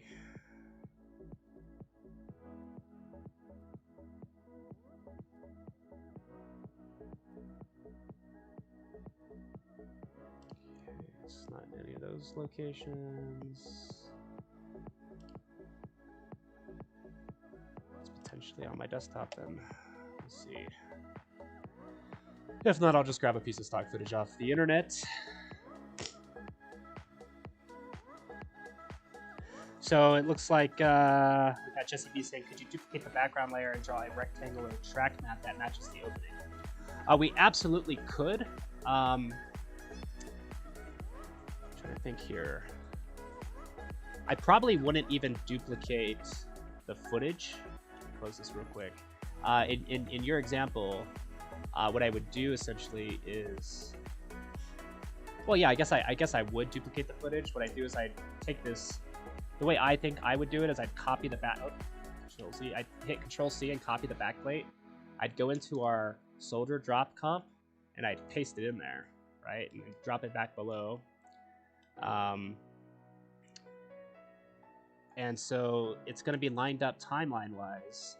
And so I think inside this comp, what I would do is this is where I would put my little alpha mat, at least for the time being, and then I'll pull it back out. So if I'd go and I just do layer, new, solid, and I made, you know, essentially just a white solid, and turned it transparent. I'm using this footage kind of like as a guide layer, essentially at this point. You know, zoom in here, I'll hit G to use the pen tool, and I could just, you know, like you said, come in here and cut out a shape, and then I can do layer, new solid, and make a black solid. Hit OK, and I could just take the mask, Control C, and I paste it onto the black mask, and then put the black mask below our white mask, and then just hit MM twice and push the expansion on the black mask outwards a little bit, so that we've got something to subtract. You know, essentially we're going to turn this into a Luma key. So I'll take both of these, or a track mat, and I'll go to layer, I'll pre-compose them, and I'll just say, I'll call this top opening track mat. I like to be as specific as I can when I name things. I'll hit Control X to cut it. I'll shut off the eyeball for our backplate, and I'll leave it in here actually for future reference. I'll just turn it into a guide layer. So when we export, it will actually not export the background, but it's useful for when we need to hop back over there. Inside here, something is not the way it's supposed to be. What did I do?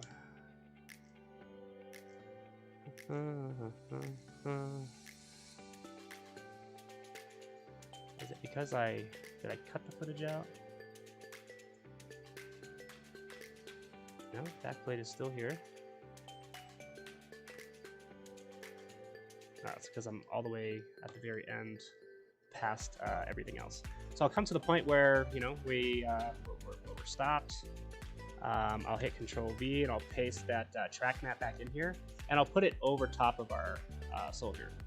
Okay, and I'll just take it and I'll line it up. I'll hit T, lower the opacity a little bit, make sure that it's lined up with that opening, which is why we use the footage as reference in this case. And now what I'll do is I'll just make sure that the footage isn't shifting around anymore. In this case, it's not. I'll put the opacity back up to 100, and I'll just go to our soldier drop animated. I'll go to the track mat, and I'll choose Luma mat.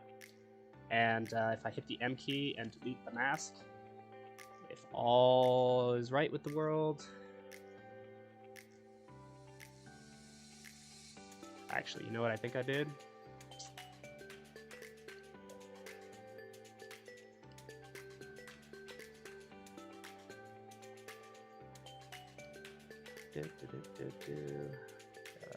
There we go. So obviously, he's we got this as an inverted mat. Let me just change it to Luma mat like it's supposed to be, and take the track mat and just.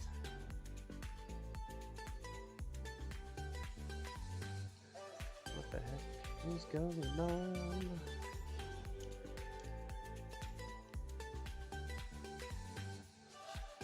Just turn the visibility for it back on here real quick. Hit T, lower its opacity.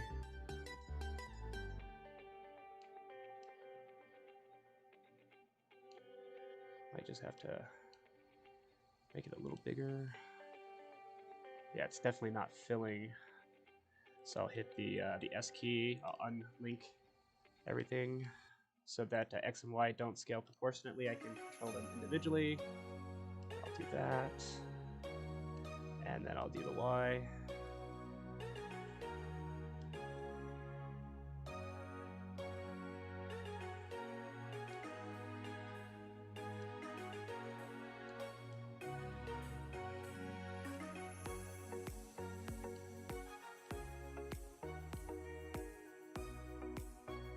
That looks good. I'll take the opacity, bring it back up, uncheck the eyeball.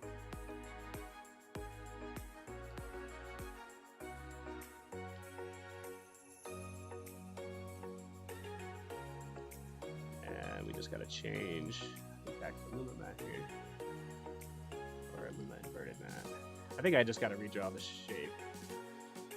Yeah, so what I would need to do here is just redraw the shape, right? So I would essentially take the white mask, move the back part of it to the front part here, and then extend it this way. So I can do that very easily. I can just come in here. I can take our track mat, I'll copy it. This wasn't supposed to be a long-winded explanation, I think, but it is what it is. All right, I'll turn it back on here real quick. I'll hit T, I'll lower the opacity, I'll line it up. Obviously, there's that scale issue. Control Z, I will relink and scale.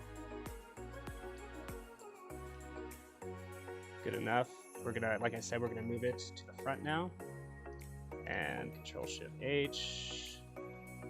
We're going to go ahead and stretch the X, just like that. And then we'll go inside this layer. And we'll hit M for the mask here on the white layer. Oops. And we're just gonna, like I said, we're gonna stretch its boundaries upwards so that our actor is covered up until this point when he falls down. Theoretically, that looks good. We'll go up one frame, we'll hit Control X, we'll cut that, we'll go up one more, Control V, we'll line that up with the other one, we'll hit the open arrow bracket, and then we'll just switch these, we'll delete this one, and we just have to make a slight adjustment to its position.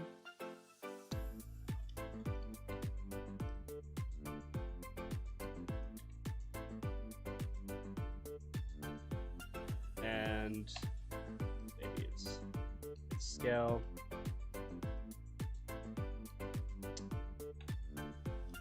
Would help if I could see it.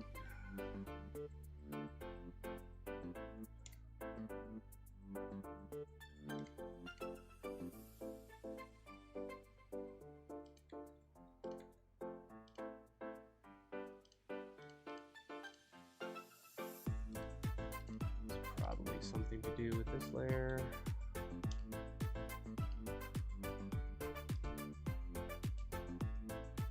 There it is. Goodness gracious, we made that wide.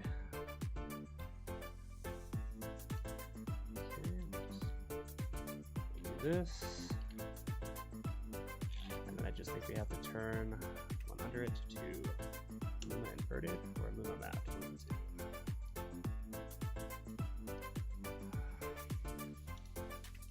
Turn its opacity up to 100, turn its visibility off, and then there we go. Good lord, that took way longer than it was supposed to. But theoretically, that should be working now. Yep. Good to go.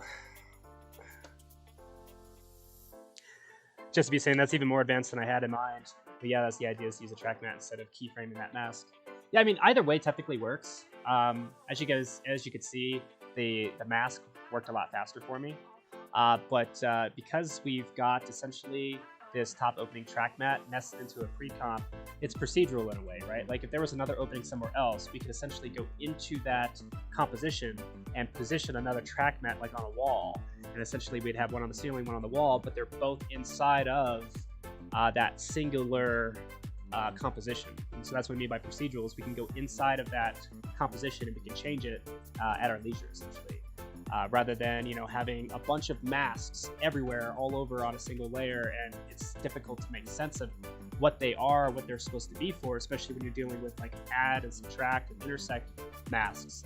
White and black, it's binary, right? It's yes or no, it's 1 or 2, 0 or 1, it's true or false. It's, you know, a little bit easier to break down. But let's move on, because I want to get through this shot.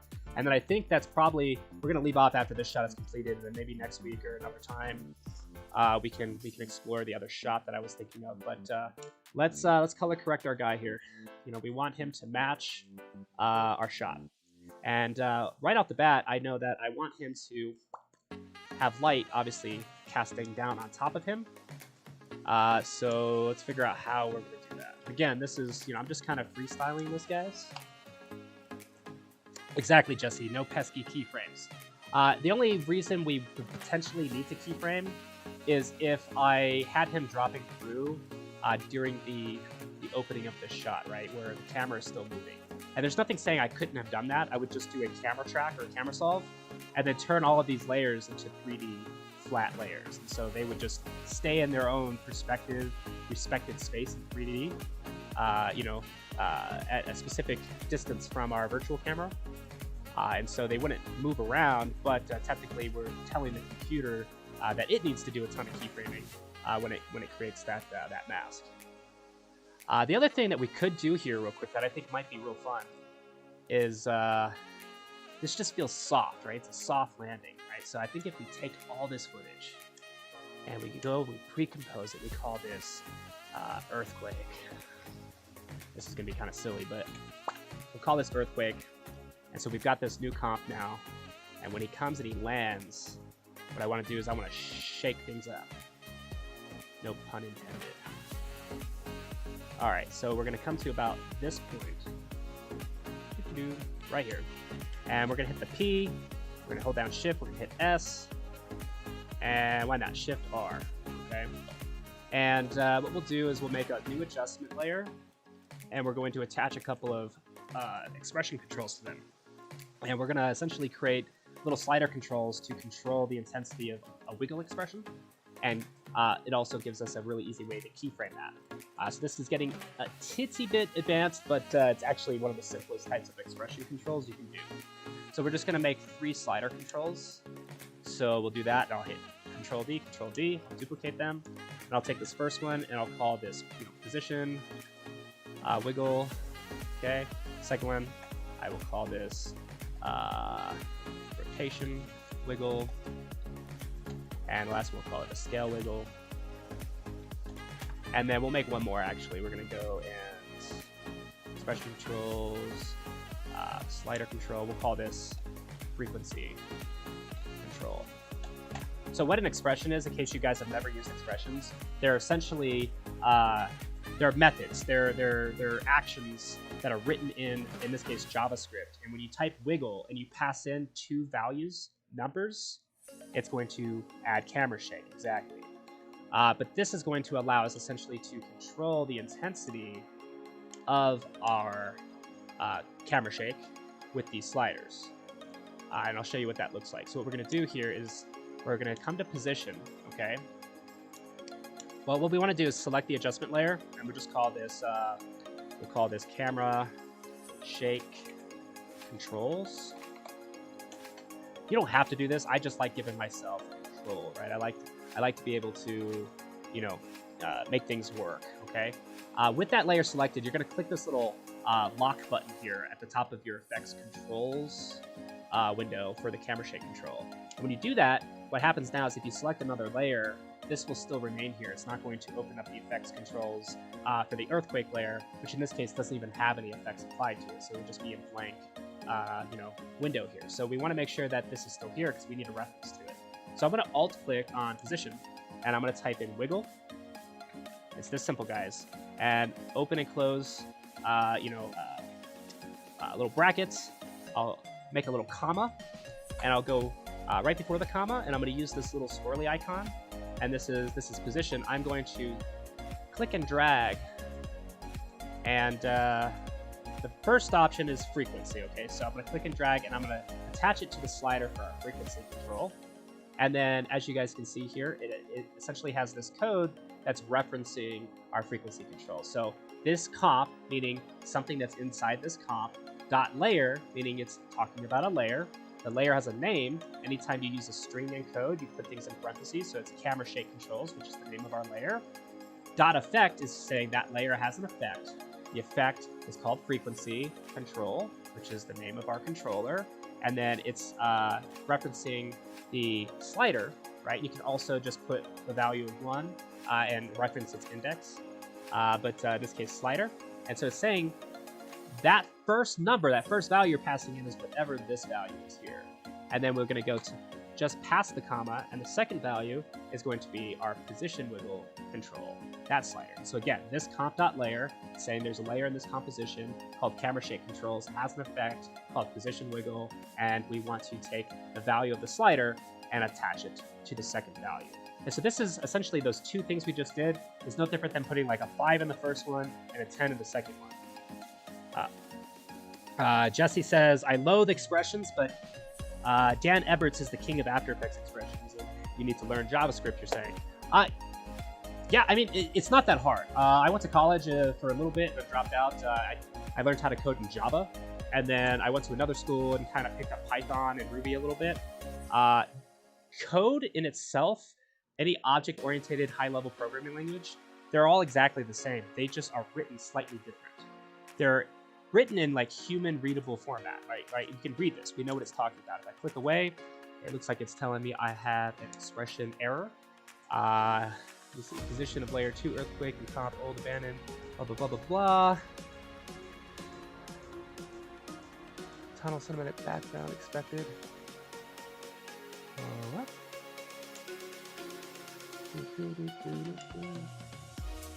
I'm not quite sure what it's trying to tell me here. It's referencing the original piece of footage, but I don't know. We'll give it a shot here. What we're going to do is we're going to take our slider for our position wiggle and our frequency controls and see if it's not doing anything. It's because of this expression control here. See, I need to learn JavaScript clearly.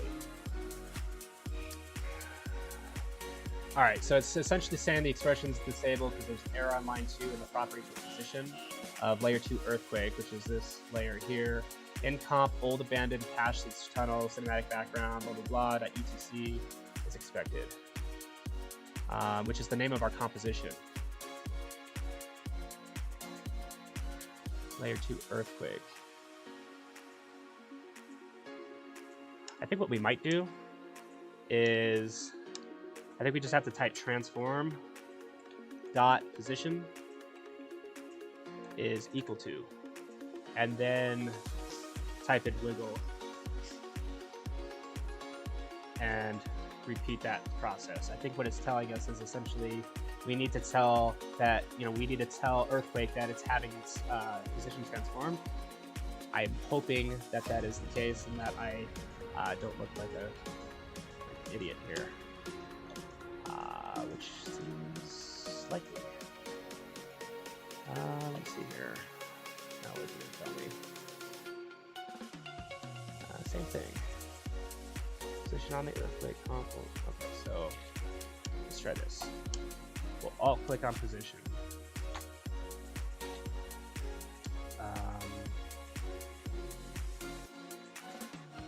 Honestly, we should just be able to, like, if we just type wiggle 5, 10, no expression error, it's gonna do our camera shake, right? It's working. So I don't see, maybe it's because I'm using this one. Maybe I just need to use this one here. frequency control. The X is still working with the frequency control one going. Let's delete 10 here and use this pick with here. Go to positive wiggle. That's when it's giving me the problem. So this comp out layer.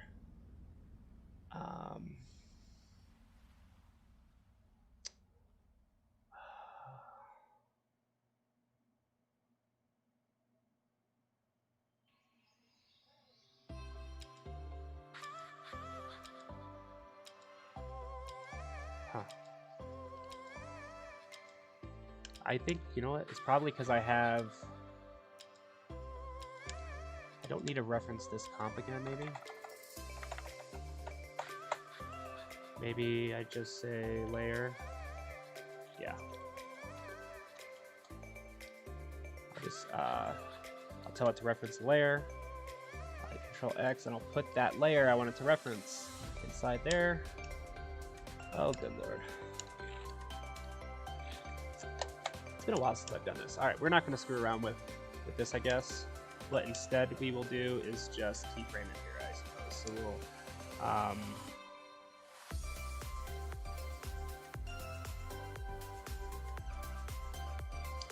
here's what we're going to wiggle. Alt click on position. What if I did wiggle and I just said 5, right? Times, or I say first one is going to be a value of 1 multiplied, okay, by whatever the value of our frequency control is. All right, and then we have a comma,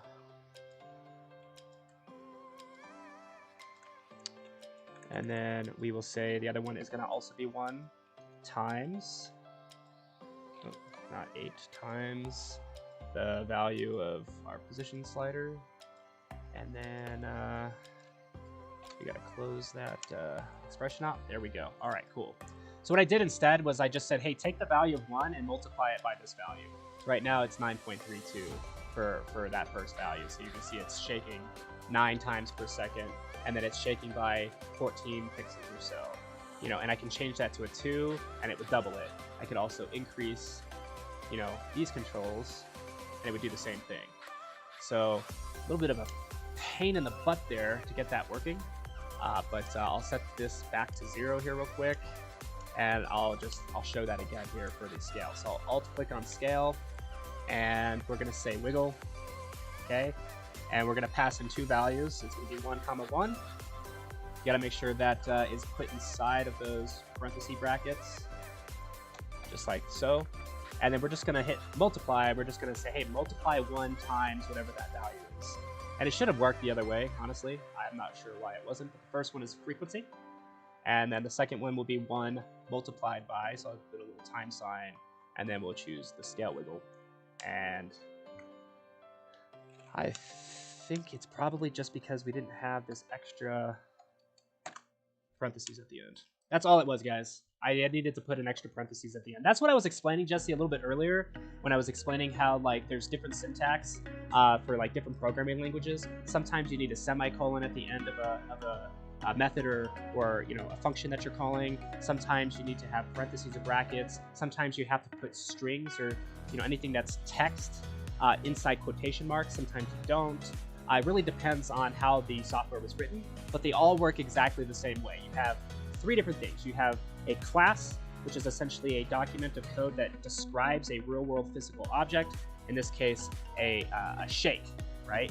You have a method, in this case, wiggle is a method, right? You type wiggle and you pass in arguments or values. Those values are what are called variables. So inside, wherever they've written that wiggle expression, that inside of that, you know, method, it's going to take those 2 values you passed to it, it's going to plug it into a mathematical equation, and it's going to either perform you know, some sort of math on it, and then return an answer. In this case, whatever the next value is going to be, and it does that 9 times per second if I have it set to 9. And then also it's going to you know, do whatever other logic is inside of that method that you call it. So sometimes you'll loop until a condition is met. Sometimes you're just referencing a value somewhere else. and then doing something based off what that value is. So those are conditional statements. Yeah, if loops, for loops, when loops. It gets pretty crazy, but they all work exactly the same. You've got methods, which are actions.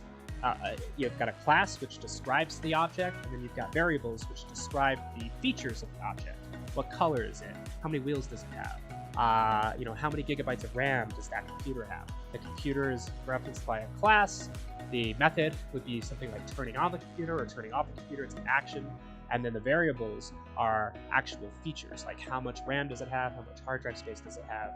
And that's what they mean by object-oriented programming, because you're essentially programming around a real-life object, which is kind of silly because it already exists as an object, and then you're trying to make like a digital version of it, and it can get pretty deep. But I think that because I was potentially doing it correctly the first time there, what I'm going to do is I'm not going to do the 1 times whatever.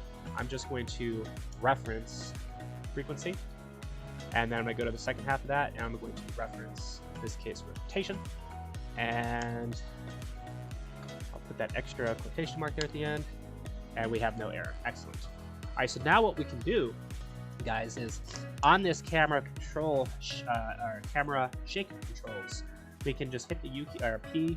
Actually, oh, good lord, we can hit EE. Nope. If we hit E, that's going to bring up all of our expression controls, right? And if you hit EE twice or E twice, it's going to bring up any keyframed controls. But E is going to just essentially expose in our timeline those controllers. I will drop down each one, and I'm going to go right before he lands and hits the ground. Okay, and I'm going to set a keyframe for position, wiggle, the scale wiggle, and the frequency. And I'll go down to when his foot hits the ground, and I'm going to turn that frequency up to say maybe, let's say 20. Okay, and I'm also going to just barely nudge up the scale, maybe like by the value of 5. We'll do the rotation wiggle, maybe like 2 or 3, and the position wiggle, we can probably get a little crazy with that, maybe do something like a value of 8 or 10. Okay, and so that's how much it's changing by, how much it's scaling by. In fact, I don't believe that we set keyframes for the scale. We did not. So we'll just real quick set those keyframes, and then we'll go down to maybe about halfway through his crouch, and we'll set all of those values back to 0, 0, 0, 0.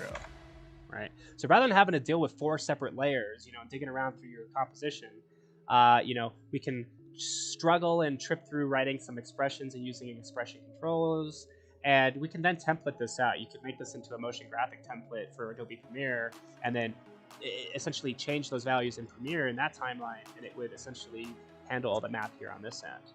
Let me just hit the preview cache button and see what that looks like. It looks a little crazy. I think what I might do is get rid of the rotation.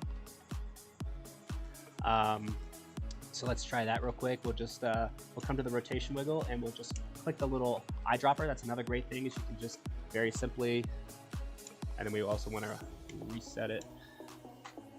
All right, let's see what that looks like. It's not too bad. I think that the scale, or maybe it's the position. Let me zoom out here. Yeah, I think the scale is a little too intense because it's really eaten into the edge of the shot. So I'll maybe just lower that, and then 2, and then 0 again. And that already looks real nice. Let's just render out a little preview here. Now he is falling rather slow. Let me see what this is in our main com.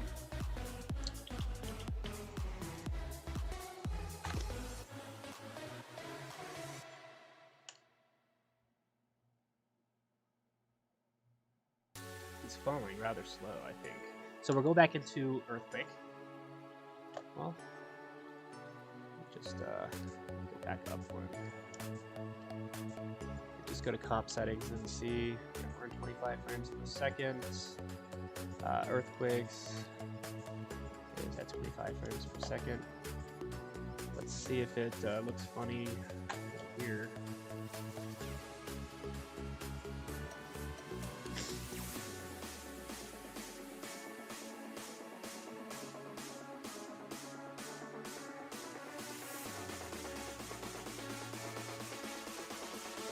Yeah, Jesse, I agree with you 100%. You know, it is magic when expressions work.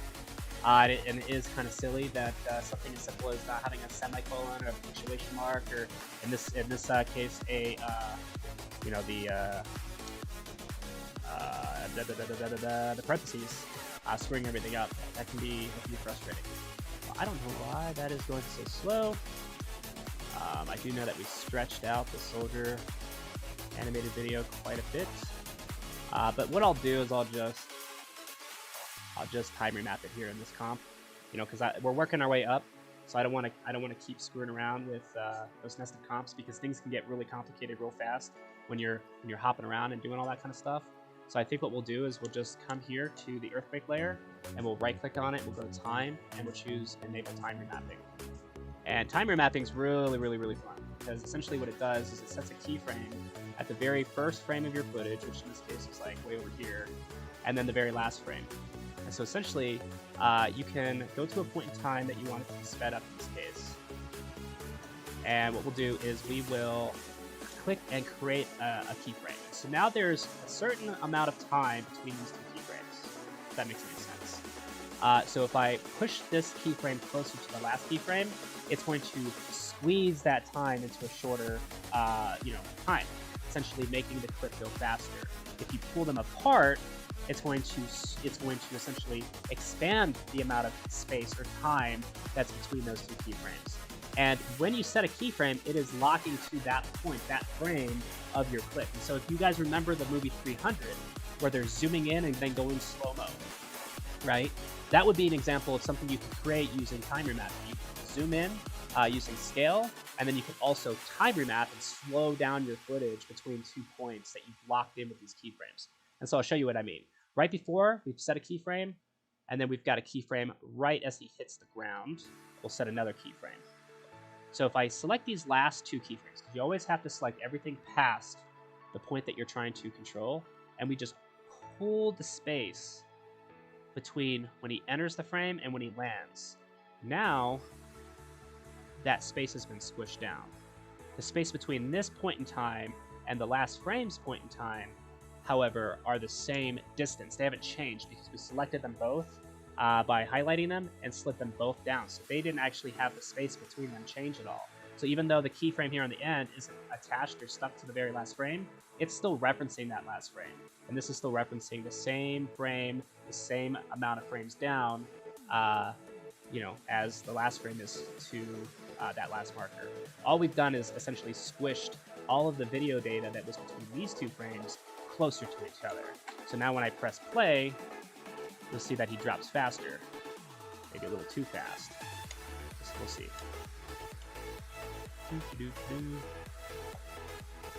Yeah, and that looks so much better. But if we hit, we go to the earthquake control layer and we hit the E key twice,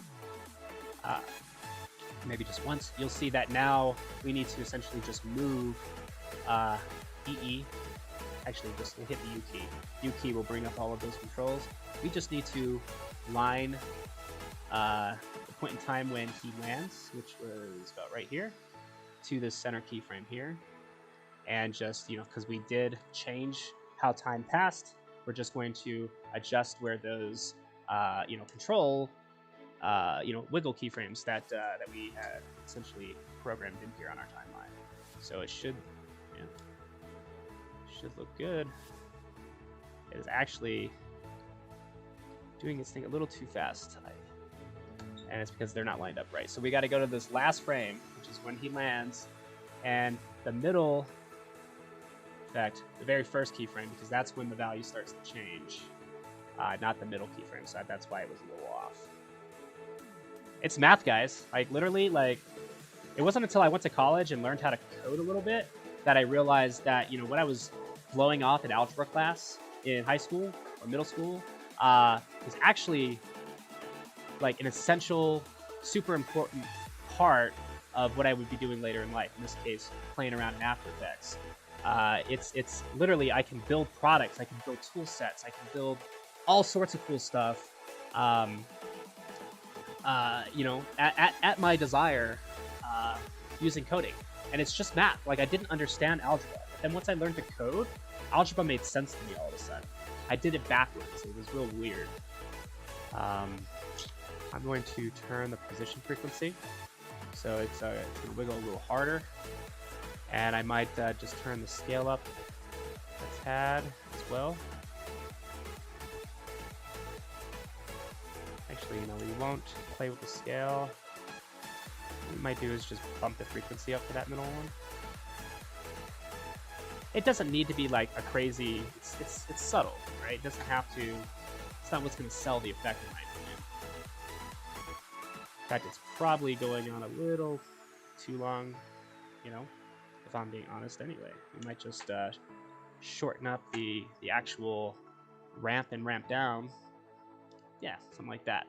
Now, what you will see is that it's screwing up our edges because it's scaling either up or down in size. And so a real easy way to fix that is either taking your entire earthquake layer and just scaling it up, which you can do because you haven't actually written values for its scale, or what you can do is you can use something called like synthesize edges. So I think that's what it's called. If I go to the effects and presets panel here and I type in synthesize, SY, I'll type edges, EDGES. It might be an obsolete effect nowadays. Effect, obsolete, is not. So I'm imagining that it's going to be under simulation perhaps, or it's going to be under distort.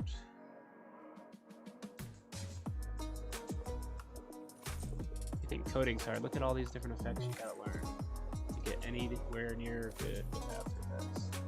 It's not there. I think it's mirror edges. Let's type in mirror.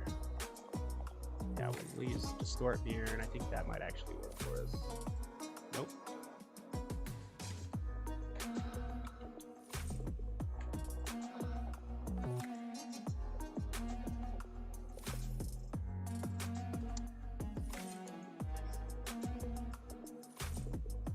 Rigel, awesome, man. Glad that there is something I have in common with somebody. I did not understand math. My wife did all my math homework through all of college, up until the point where I started doing my core training, my actual coding classes, and then all of a sudden, when we were applying software, which I grew up using, and how it's built, essentially it's algebra. Those variables are just like A and B and C, or a squared plus b squared equals c squared. They're just variables. That a will have a numeric value assigned to it. It's no different than a variable that says how many tires does a car have, or how much RAM does a computer have. It's the same thing.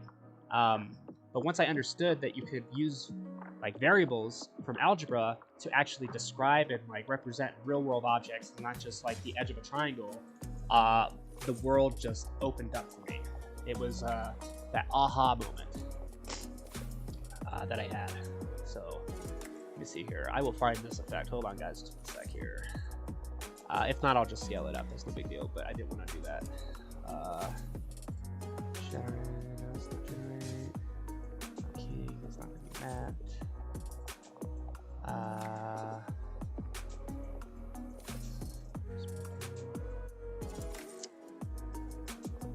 This is really frustrating.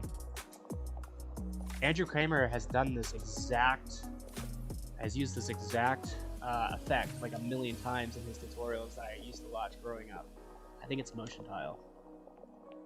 Yes, it's motion tile. So we'll turn the output. What we'll do is turn the tile width up a little bit,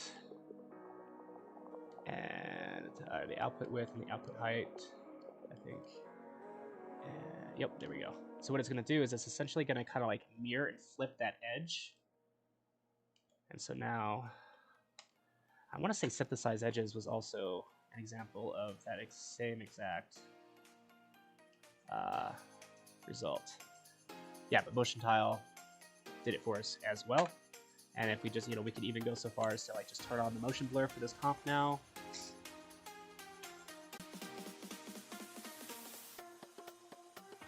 So Rigel, you're referencing that you wrote some scripts. Are you referring to legitimate scripts, or is essentially like a JavaScript, like a JSX file where it's just a series of instructions that maybe creates some comps and creates layers and adds text and does it automated? or like scales all your compositions from 1920 to like 4K, or are you referencing like expressions? Because there's a difference between scripts and expressions. Scripts automate things, right? And expressions give you the ability to, control things in a more organized method. You know, you can put all those controls onto a single layer and rename things. Whereas a script is like you just run the script file and it does something for you. Because if you know how to do scripting, you and I need to talk. So I got some ideas. Well, I think it played a preview. I was staring at the other screen here, talking to Rigel.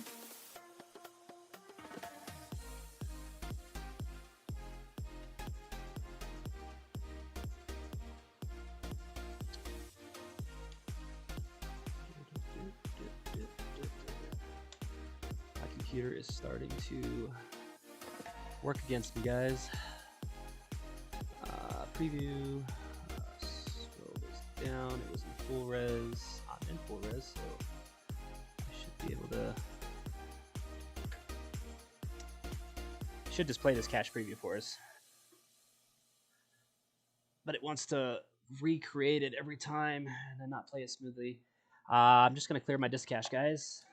If you run into this problem, if you come up to edit here, and I'm definitely running into a problem because when I'm hitting edit, you guys can see here After Effects just became unresponsive. You come down to purge here and you hit all memory and disk cache. And I've got 132 gigabytes worth of like still frames, images that my computer has preserved in virtual memory so that it doesn't have to recreate and remake each of these frames. And so that's why it was stopping once it got to a certain spot, because I was running out of space on my hard drive underneath. And so hopefully it renders out a little bit more for us. If not, I'll just bump it down to a lower res. Yeah, it's broadly. What's going on? All right, so we'll just come down to like third res here, and we'll just scrub through.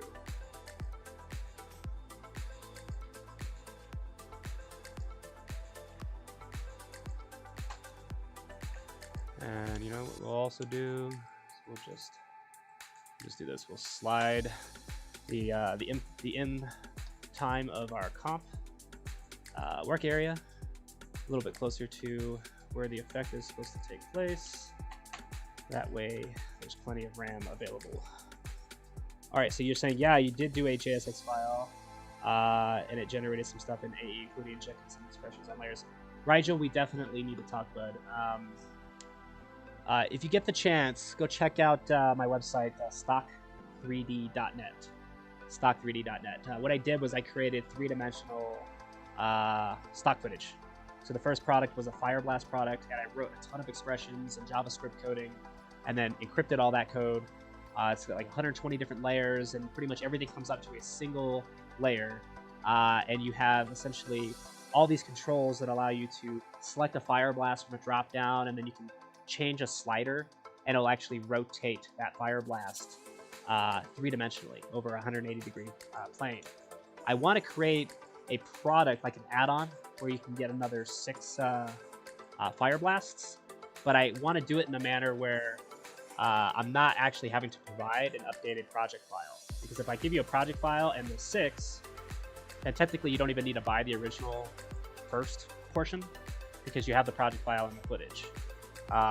You already have project files with the initial purchase, and then you have the 4 collections of stock footage. So I'd like to just have a way where we can take the footage, put it into a folder with the rest of your footage, and then create all those compositions and add the expressions on the back end to essentially expand the existing project files rather than grant or give new project files to people who haven't actually purchased the product initially, because it's going to be cheaper, $20 or something like that for those other 6.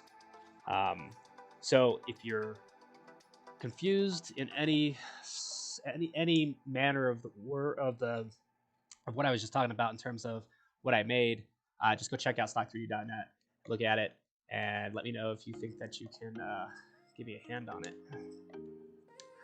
Guys, I'm gonna also select mirror edges here on motion tile. Something I didn't do. It was almost stabilizing our footage, and it was getting blurry because it was essentially trying to counteract any movements that it was making. That's probably the issue we were having in terms of like our render.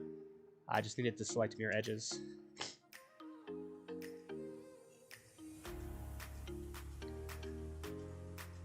Well, I would disagree with you, Rigel. I have the exact opposite impression. I think expressions are much simpler than script files.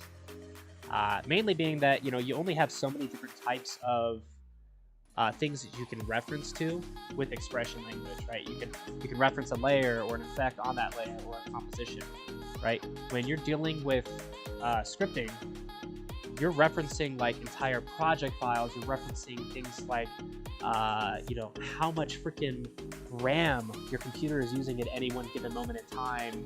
And you can like print out to like this info panel over here on the side. Like you pretty much have complete like API connections through methods and getters and setter calls to just about any piece of information you could possibly desire, both with inside or without, outside of a After Effects project.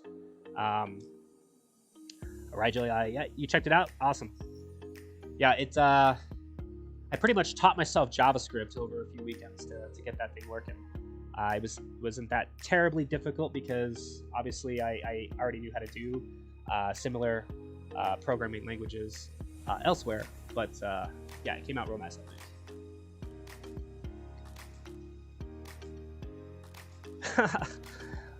Well, that's what's great about code is it doesn't matter what language you speak. It's technically universal because all the commands are the same. None of them are written like in a different language.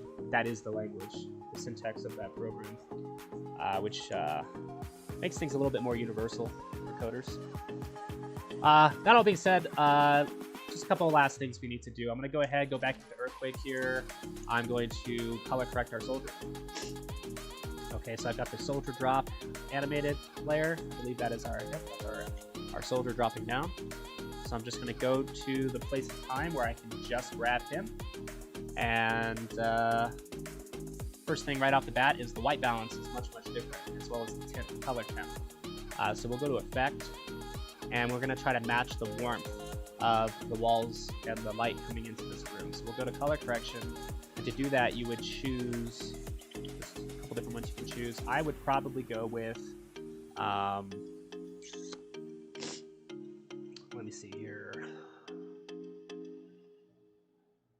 Curves is an option. Hue and Sat's an option. Lumetri Color would give you the most control. I guess let's just open up Lumetri Color. So we can increase the temperature, right? Which, as you see, is already making things feel a little bit warmer. So we'll zoom out here and find a temp that isn't too extreme and isn't on the opposite side really cold. It's literally referencing, guys, actual wavelengths of light. So it's called Kelvin. So if you ever get into like film and science to that nature and degree, you have indoor and outdoor temperatures or Kelvin. And it's measured in essentially a value called kelvins, and that's how you essentially expose or light subjects depending on the type of lighting you're in. Every light situation will have a different color temp. Whether you're under a fluorescent light, you're outside in the sun, whatever. Tint is going to be more toward pink and green. That's more for like making adjustments, subtle though as they are for like skin tone. Probably just want to push it back a little bit. Not entirely, but it felt like he was a little bit pink from the warmth that we injected. He's already looking quite a bit better so far, as you guys can see. It's subtle, but already looking a little bit nicer. I think what we can do here is I'm going to duplicate him, just Control D, and I think what I'll do is I'll go to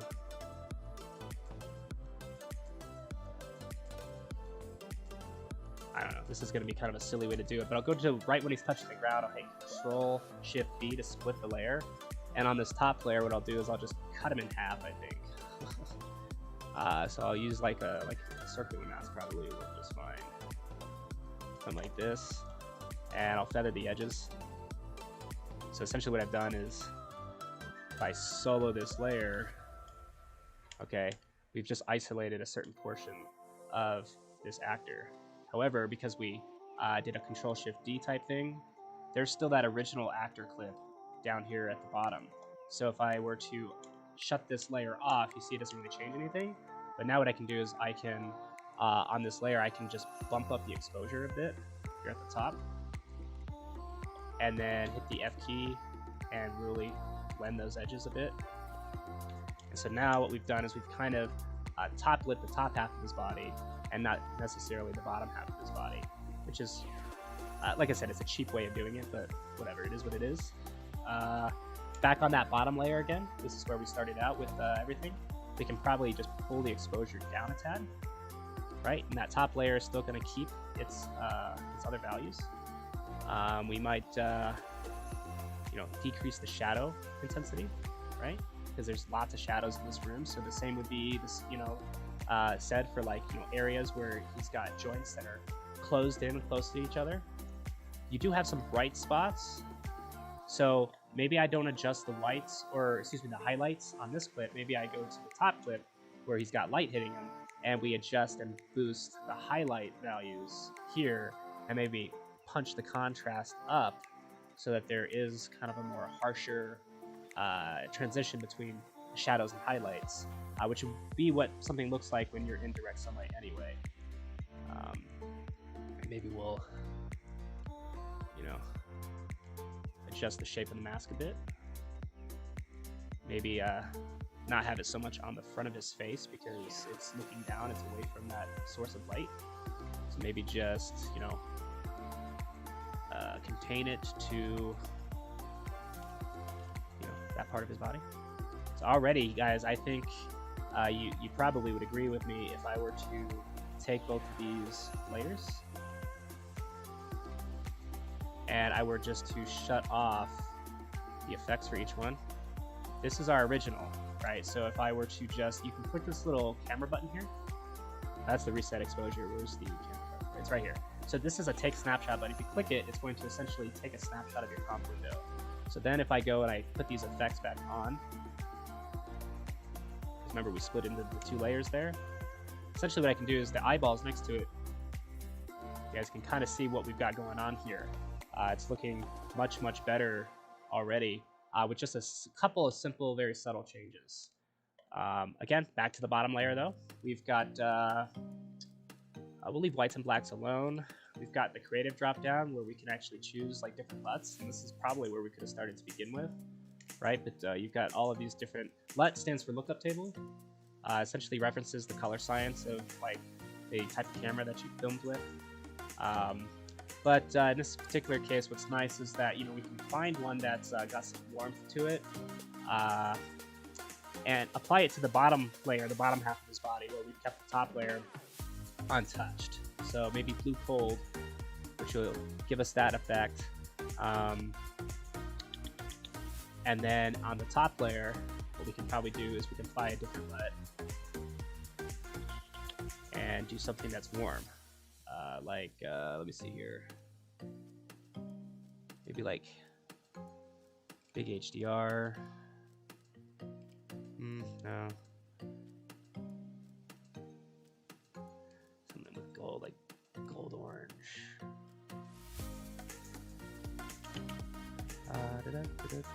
Gold western. And what we can do is we can increase the or decrease the intensity a bit. We can turn up the faded film, which will kind of smooth out some of that color data. We can increase the saturation. Actually, we'll decrease the saturation, I think. Pull some of the color out, but then we'll push up some of the vibrance. And I don't know, I kind of like it better before we apply the creative looks. So I'll just disable creative. Personal preference here. That's what it is. I like this better. The next thing that we do, and the final thing that I think I'm going to do, is that light wrap. And so this is another instance where we can use some creative, adjustment layers or solids to, achieve a certain result. I'm just going to check the chat, guys, see if anybody else is chit-chatting with us.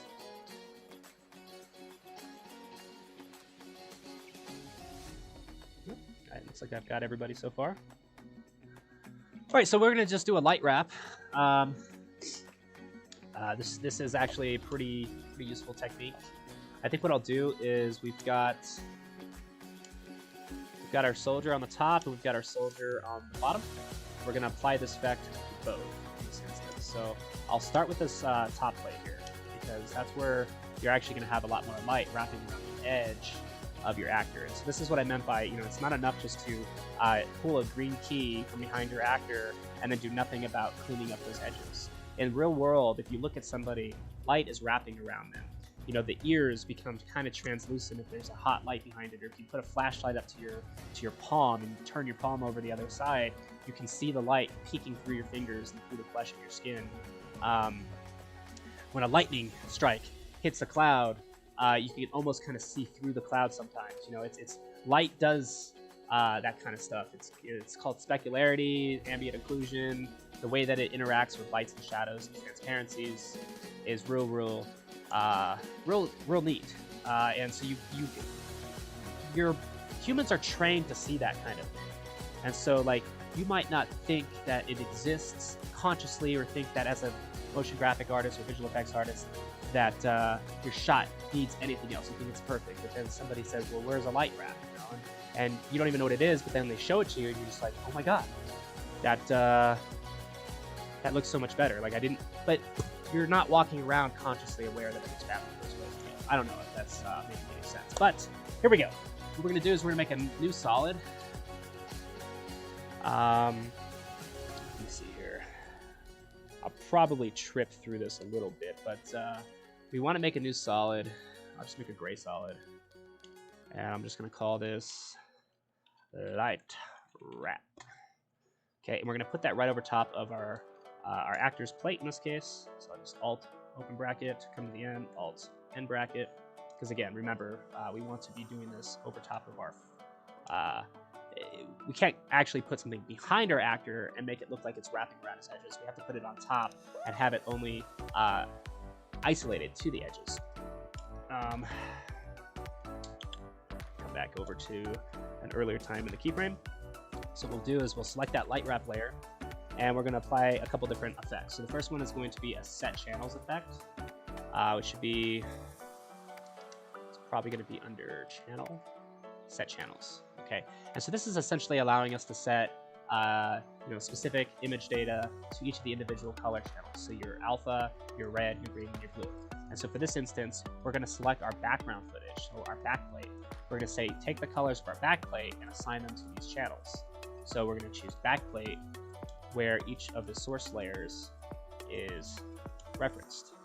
Okay, so now each of these fields is saying, hey, set the alpha to source 4's, in this case, source layer 4 is backplate. So it's saying set the alpha of this gray layer to match the alpha of our backplate. Same thing for red, green, and blue. Okay, so that's pretty much all we need to do with this one. The next one that we're going to be doing is a set matte. So if we go to effect, I think it's still under channel. Yep, and we choose set matte. What we're going to do is we're going to take the matte, in this case, I think what we want to do is take the matte. We want to take it just from our soldier, okay? Because our soldier has a matte on it. We're going to say from source, we're going to make sure that it's selected with alpha channel, and we're going to invert the channel, or invert the matte. We're then going to do a fast box blur. We're going to go to effect, blur and sharpen. We'll do like a fast box blur, and we'll kind of increase the radius of that. And so if I isolated this light wrap, let me turn it on first. Okay.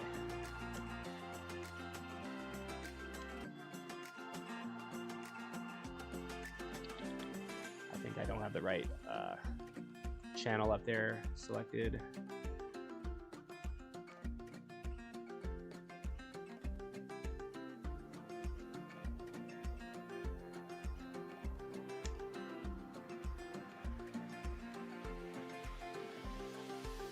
Yeah, it's definitely not our soldier drop animated layer because he's all the way over here.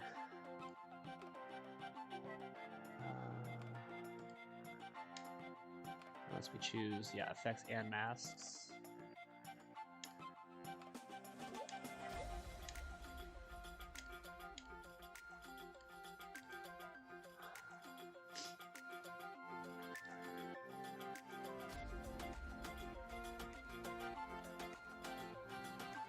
I can see the outline, it's working, but this isn't the one that I want to apply it to.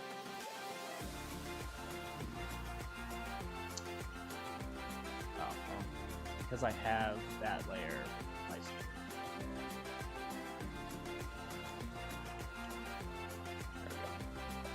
There we go. All right.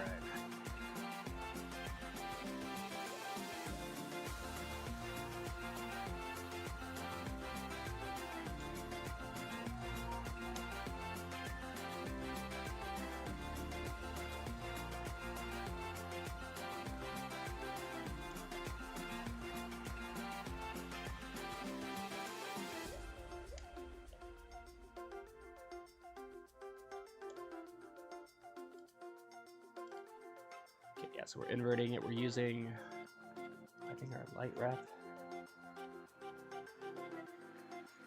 We should be using our soldier drop animated. All right, we'll set this to about a value of 3. We'll make sure that we hit repeat edge pixel, and probably set the blur iterations to 3 as well. I believe that this will come together when we apply our second set matte. So I'll just go to channel, I'll choose set matte again.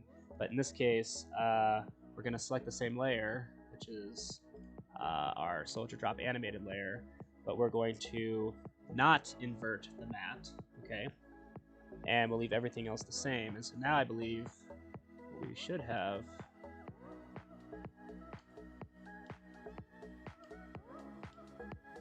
in a perfect world,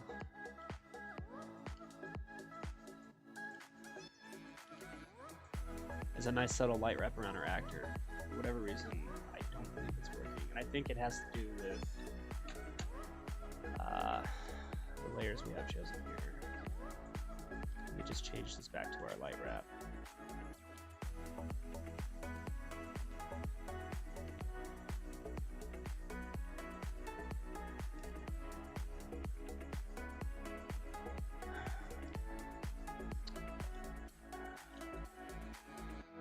It's been a while since I've done this, guys.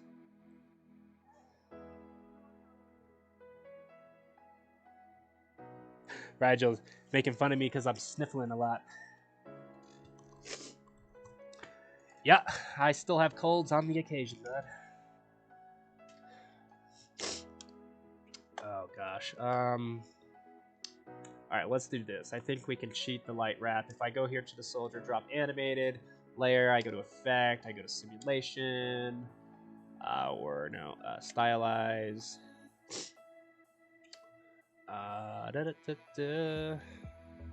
Generate. That should be under, yeah, drop shadow.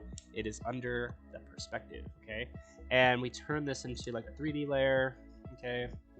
And we select shadow only. Of course, we duplicate our footage. Hold on. Before we get crazy with drop shadow, first we will duplicate our footage. And the reason I'm doing that is because I'll put the duplicated copy at the bottom. I'll put it to no track matte. And this is where I want to actually apply or generate perspective. Choose our drop shadow. Okay, I will get rid of the 3D option on the one that we had duplicated earlier. Making sure that the bottom copy is 3D and that it has drop shadow. We'll choose shadow only. Okay, and then we'll hit the Y key, I think, and we can actually change the anchor point. Cancel. We'll hit U.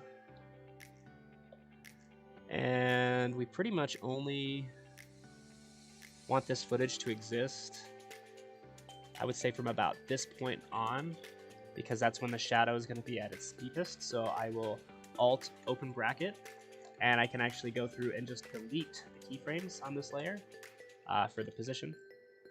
Don't need them because this is going to become our shadow layer. So now I should be able to just, with the Y key, I'm going to put the anchor point right there by his feet. And I'll go forward in time in this case. And what I can do is with the shadow only option selected, I'll turn the opacity up real high. And then I'll rotate the angle of that layer downwards, right? And kind of make it sit flat on the ground. In this case, I might even spin it around this way because we have the light hitting his back.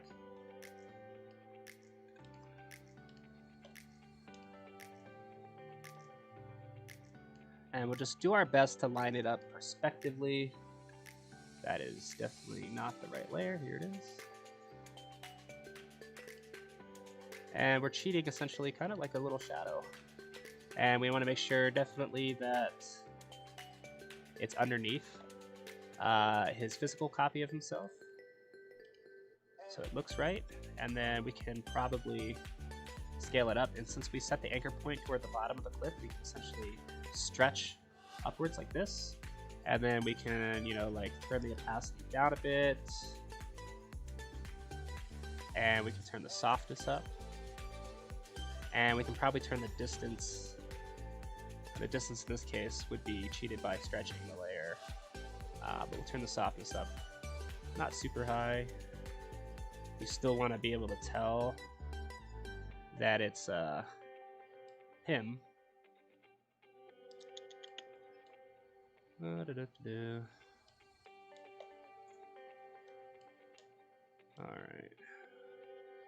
Something like that probably looks good, and then we'll turn down the opacity, and then the shadow color. What we'll do is we will pick a shadowy area of our footage, you know, and as you guys can see, it's going to take some of that orange color along with it, so it's not just like a super black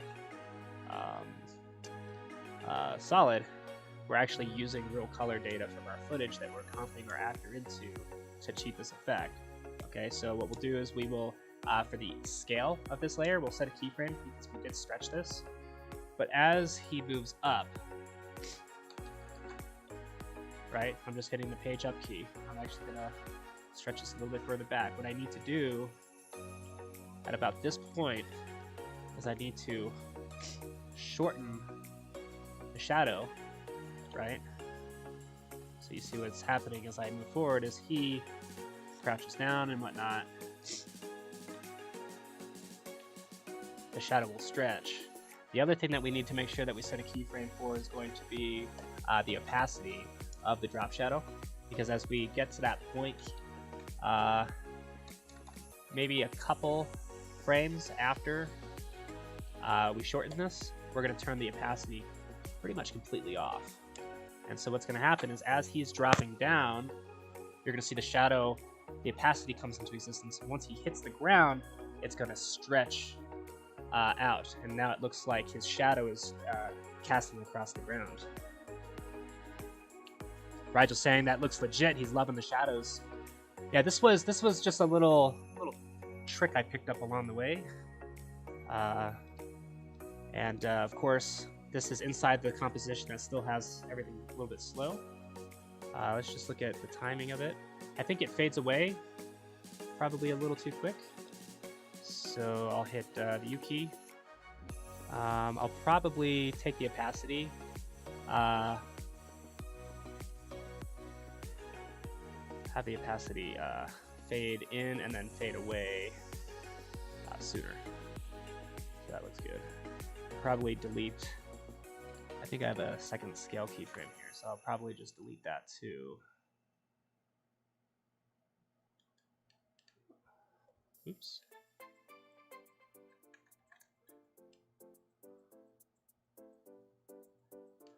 See what that looks like.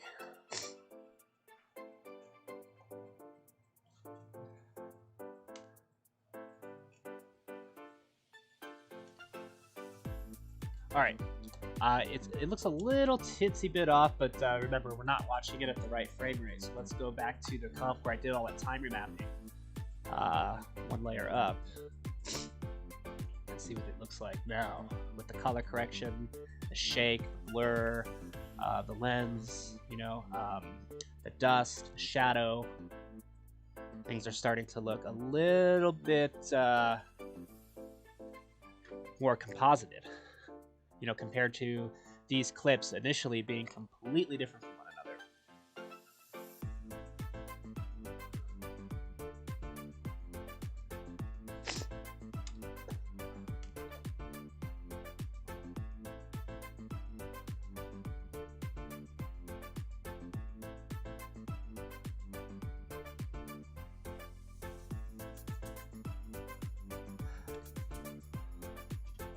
I mean, I think that looks pretty neat, guys, right here. If I just look at this like a still frame. You know, the shadow definitely does look real. If you ask my opinion, I think Rigel would agree. I think After Effects would agree to stop working. There we go. We've got the lighter bit of lighting on the top. We've got the shadowy bits down here. We've got dust covering over some of the little mistakes and tweaks that I don't really feel like going in and fixing, although I certainly could. We just don't really have time in these types of tutorials to do it. Guys, remember, this guy came from... this is where we can get creative in many respects. Where the heck is it? There we go.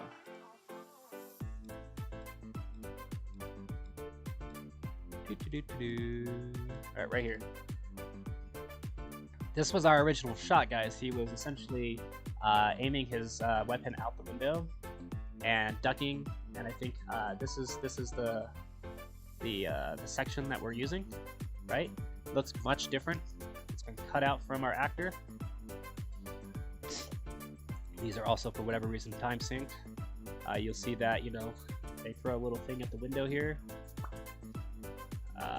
It's supposed to trick you that it's coming in from outside, but it's actually being thrown from the inside. I guess I didn't know that until I just watched it at that speed. But this was our original clip. Nothing like where we're at this point. There's still a ton more we can do. Believe me.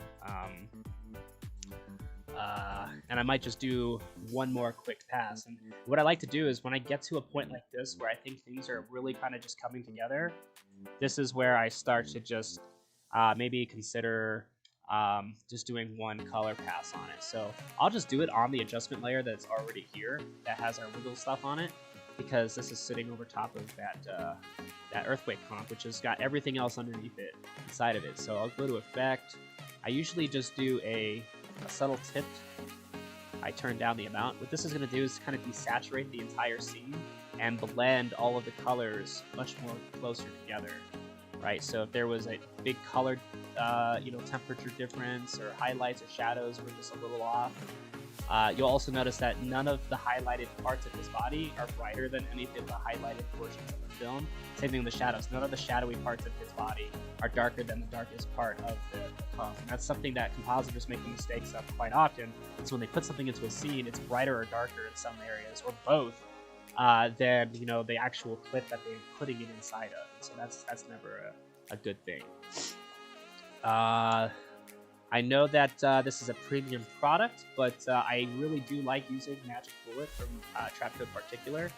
In particular, I really like Looks and Mojo, but I'll show you what Looks is. Again, it's pretty much an expanded lookup table resource comparatively to what I've had available to myself in the past, but it's going to bring in our reference clip. In this case, this real nice looking shot that we've got here, and we've essentially got various different presets, and my computer is probably just running a tad slow because when you hover over these, they're supposed to actually preview. I shouldn't have to click on any of them. There we go. Now it's working. All right, so you can kind of just cycle through and find, like, this one looks real. I'll just click on it so that you guys can see it. This one looks real stylistic. I kind of like the way that one looks.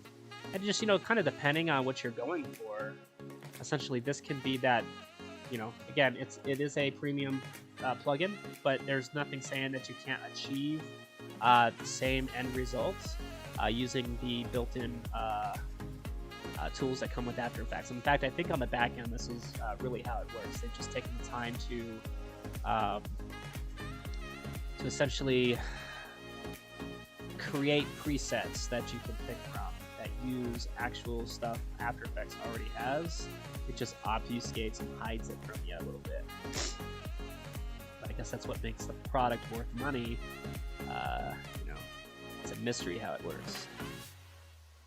But this is what I do. I spend a couple minutes just going through and finding something that just takes my clip and kind of just puts it over the top.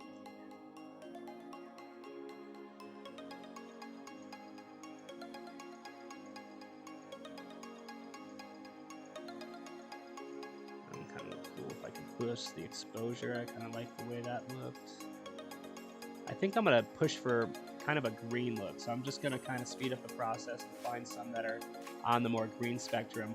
Matrix just came out. Maybe I'm just hyping on that film, or maybe I you know, hovered over one that I kind of liked. This one kind of looks cool. It's a little dark, but this is pretty much the last step before I say goodbye, guys. This one doesn't look too bad. We can tell what kind of input we have here in this case, whether I was using log or linear. I don't actually know what format this was all filmed in, because this is just stock footage I pulled off VideoHive. But I can kind of cycle through the different camera presets that it knows about.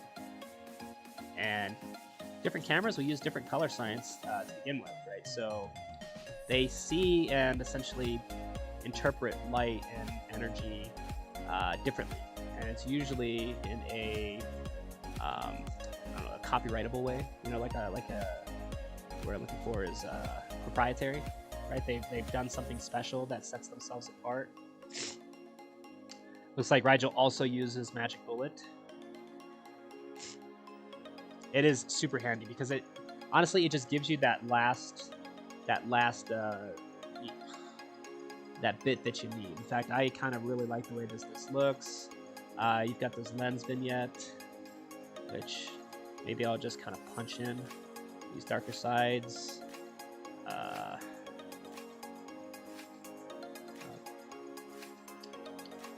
What I want to do is find something. You know, our import was BMDF film, so we'll try that same output. We'll find one that kind of brightens it up. This one softens it. I kind of like the way that looks. This looks really nice too. It's brighter, but it has kind of like that Walking Dead vibe, especially with the smoke. But then these darker ones feel super grungy, which is real neat as well. Again, guys, I didn't really have any sort of like plan going into today's tutorial of like what I was going to end up with. This has just kind of been an adventure, I think, all around for everybody. I'm going to use this one, but for a specific reason. I'll show you guys here in a minute. It's brighter, and I feel like I can take advantage of that and show you guys one more cool trick. So what I'm going to do essentially is I'm just going to make a new solid. And I'm going to choose the color here. It's pretty much blown out. It's as bright as it's probably going to get. Let me see if I can cheat this. If I go to Effect, Simulation. Nope.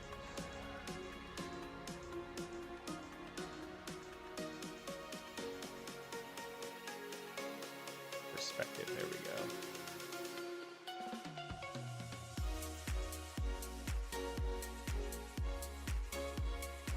I'm going to go on a whim and say the spotlight might be a good option here.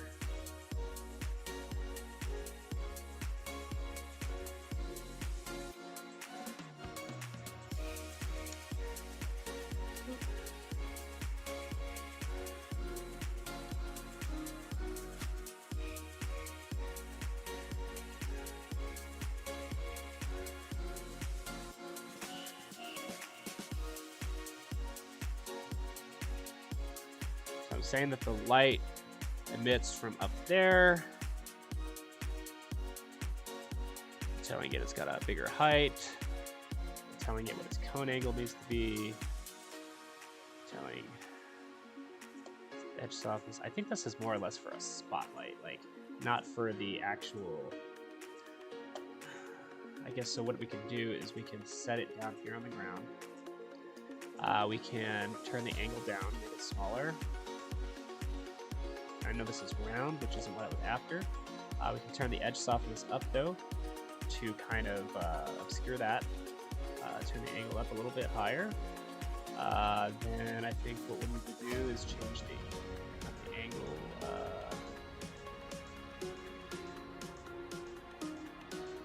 Yeah, maybe the height. No, it's gotta be the angle. I think if I set that there and I hit Control X or Control Z, I cut that layer out. I go down deeper here, and I put it like down at the very bottom, maybe even underneath our fog layer. Maybe above our fog layer. Yeah. And then I just I turn the intensity up. I again use some bright part of a wall to kind of color it. In fact, actually, I think what might be better is if I do it from up here and then turn that intensity down a bit. We'll say light add. Nope. I was hoping light add would use like an additive mode.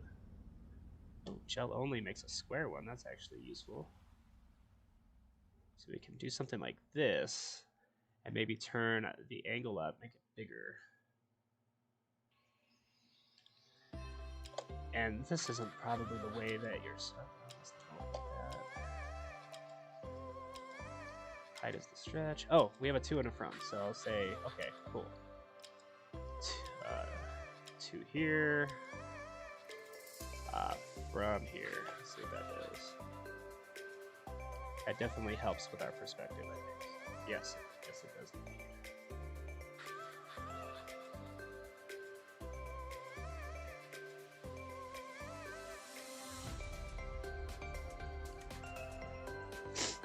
And putting that underneath our shadow actually is kind of neat as well, but the look if we put it above our shadow and then we just kind of play with the blending mode again.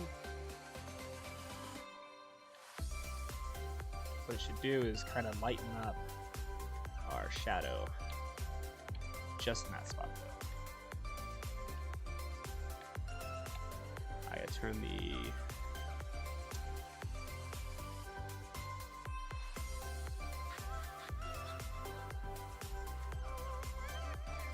edge softness up a bit.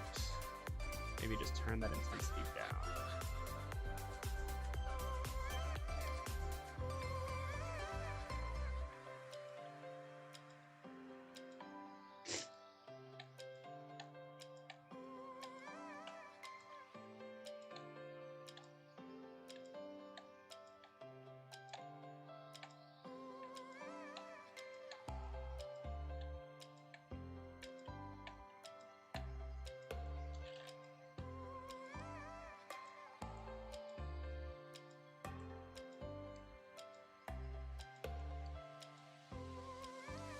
There we go, and then essentially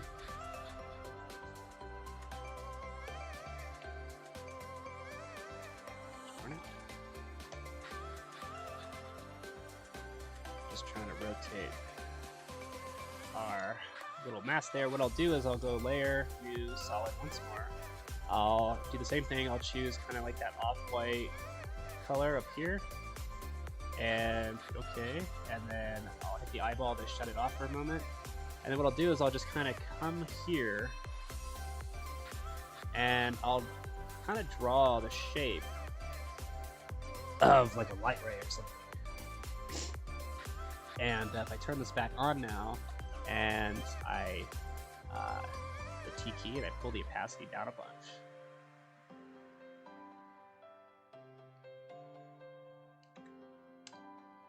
you kind of see the look that we're getting. So I can play with the blending mode a bit. In fact, what I might even consider doing, guys, is leaving the blending mode right where it was at normal, and in moving the mask points to the back and kind of a little bit wider. And then putting the origin points here to the back. And then what we can do, which is probably going to be real neat, is we can just drop this layer below our soldier. In fact, below both layers, I think, would be the appropriate decision. Come on now. There we go. And so we've got light that goes behind him and hits the ground. Okay. And we can stretch this layer. No.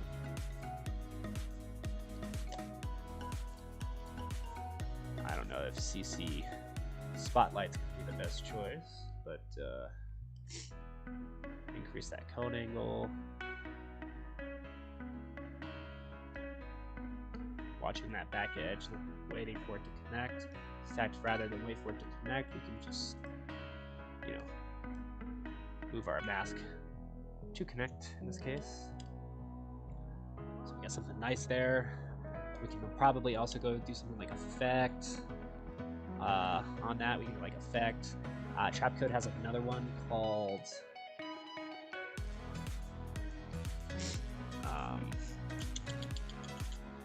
it's like shine, I think. Trapcode shine. And it's going to create rays, right? So we can turn the ray length up. And we can set the source point to be like the center up here at the top.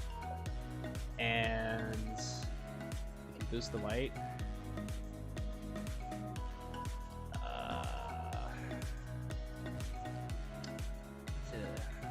We don't want 3D lights. 2D.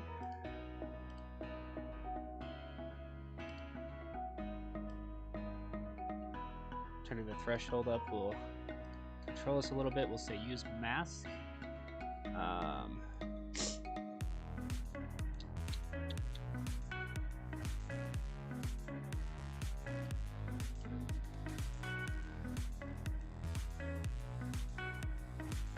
The mask radius real low. Turn the feather down.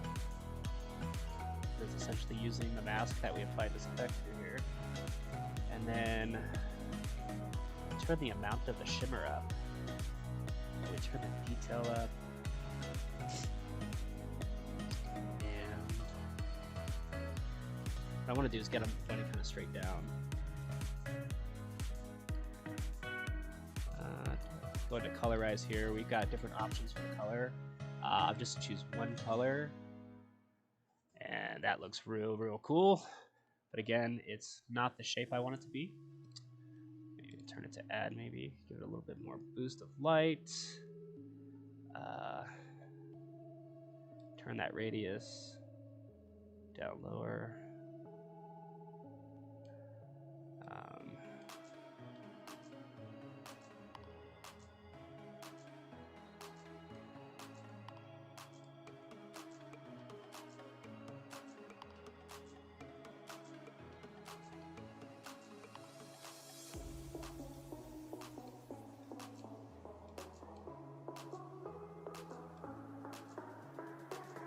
Whew. Too much.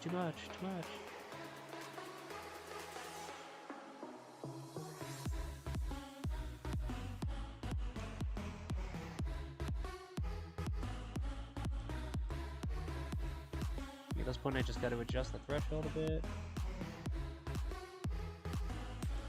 And it should come in nice and subtle.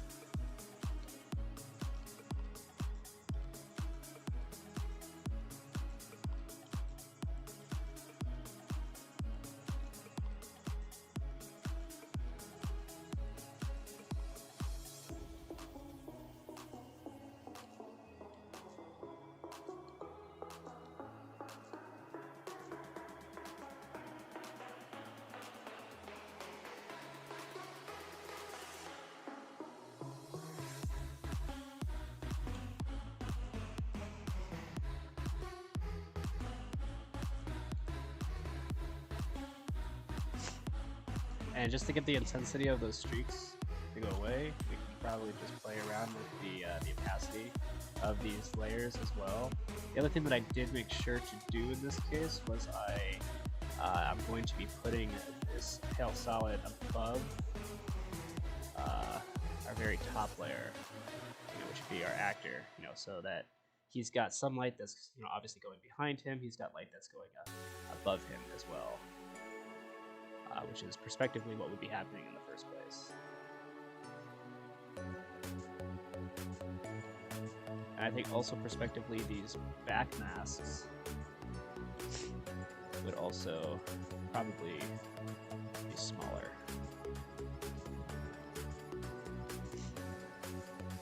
Something like that. And then I can just take both.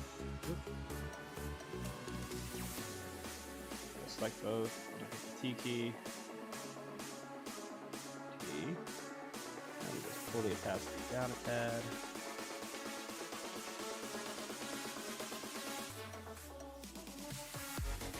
And then maybe just feather the edges a smidge. I mean, just, ooh, goodness gracious.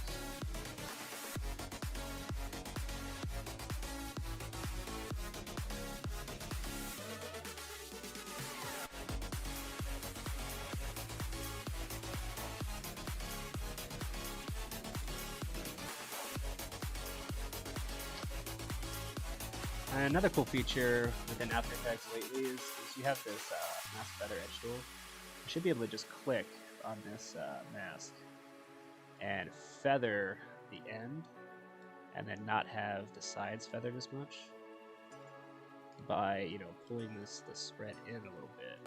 So this should be able to give the impression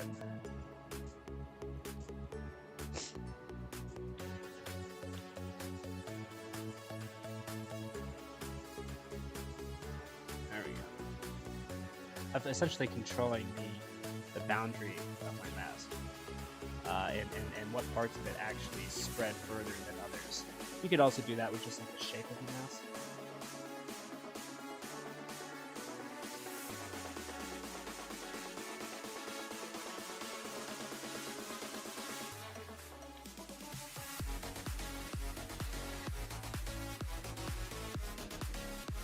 Alright, it's subtle enough.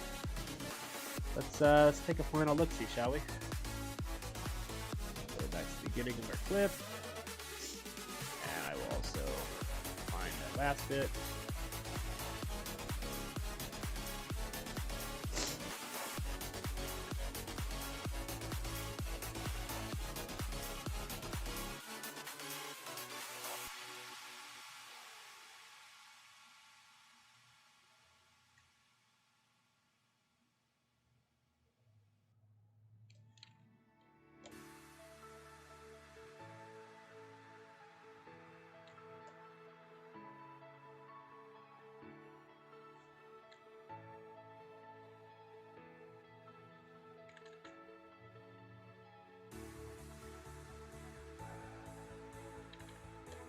Turn the opacity down. At this point, things are getting a little bit intense, I would say, in terms of the amount of post-production stuff that we've done to this shot.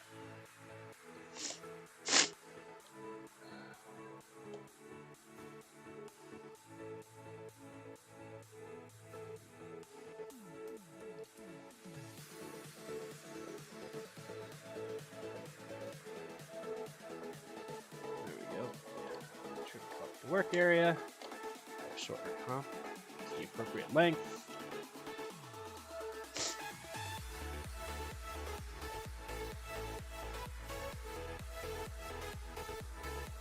I just don't like the hard edge here on that one mask.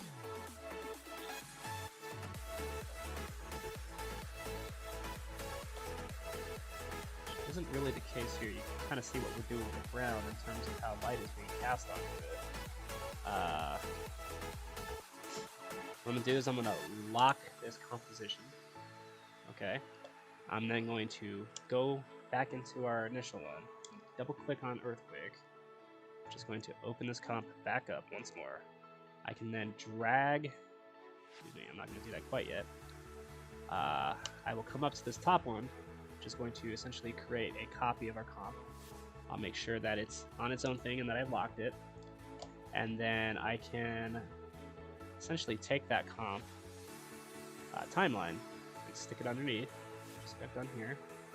I'll choose 50 to 100% and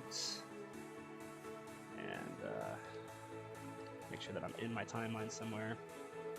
Same exact thing here. I've got it locked, and I want to be inside my earthquake comp here.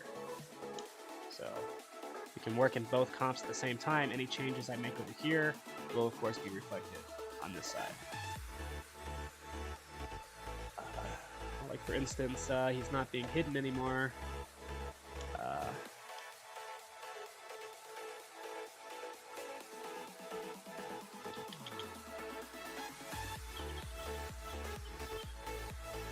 Drop animate, we've got light wrap. Our light wrap is causing issues with the light wrap on.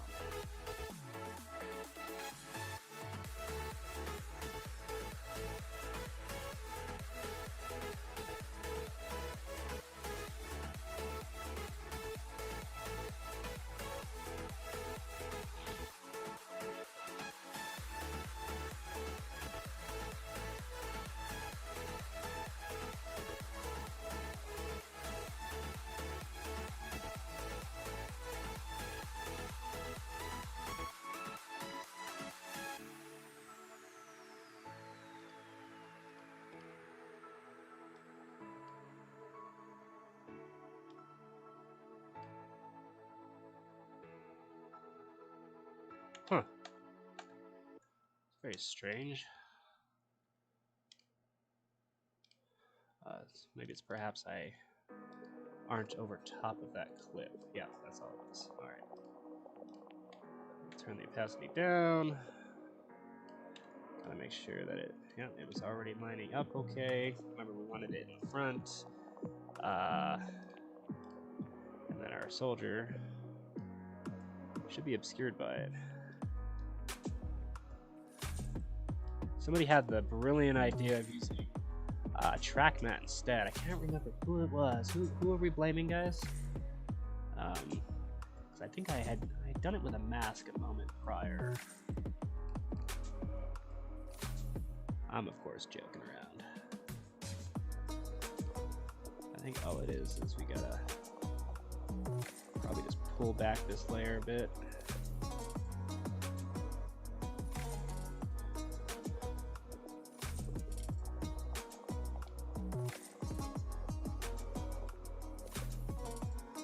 Turn the opacity back up to a hundo, and make sure our track mat is good.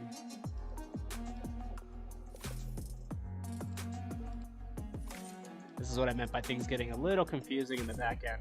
This is where I sometimes will just end up finding myself, hopelessly digging around to find the solution. I think in this case the solution is simple.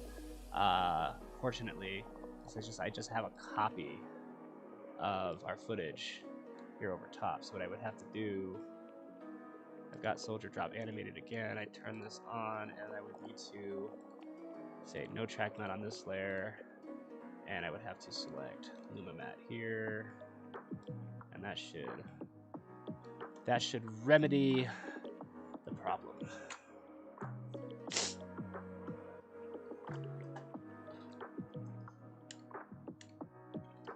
Let's take a look here. One last thing, I'll just layer new solid, and then I promise we're gonna be concluding, guys. I'll just make a little fake vignette. I'll just create a solid, double click on the ellipse mask. Double clicking will just draw a mask that grabs to the boundaries of your left, right, up and down center points of your footage. I'll hit MM. Excuse me. Let me close some of these other ones. Come in here. I will I'll hit MM. Goodness gracious. My oh my. And I will turn it to subtract. I'll feather the edges. This is going to give us like a fake vignette, which I think is understandable enough. And then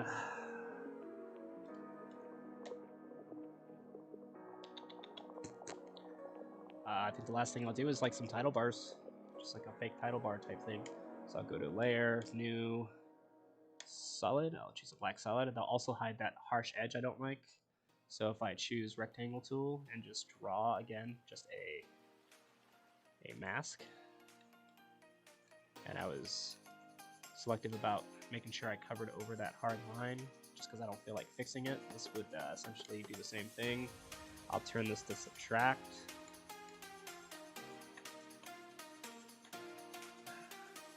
And there it is, guys. What do you guys think? It's not a perfect shot. I would probably spend a few more hours tweaking and playing around with it. Jesse said, and then if your CPU and GPU weren't working hard enough, particles everywhere, ha ha ha. Only joking. Yeah, that's why I created that stock 3D Fireblast product. Is essentially, you know, I did all of the heavy hitting up front in terms of the particle simulations themselves. So it is technically just stock footage, but the way I built it and coded everything, it gives you the feeling of three-dimensional capabilities. So you could do this on a laptop that your kid or whatever gets from high school, like a Chromebook. As long as it can run After Effects and play 4K footage, you're pretty much good to go. Rigel, I have tried using After Effects 2022. As far as the motion frame rendering goes, it is causing quite a significant issue with my computer, especially with the topic points I've covered recently. I've been doing a lot of really neat mesh warp tracking inside of Mocha Pro, creating different effects where I can put wounds on myself or virtual tattoos. I can change the logos on my shirt if I wanted. You know, bottom line is, at the end of the day, the result is that even with multi-frame rendering off, it is still chewing the heck out of my computer. And in this particular instance, got quarter res doesn't like.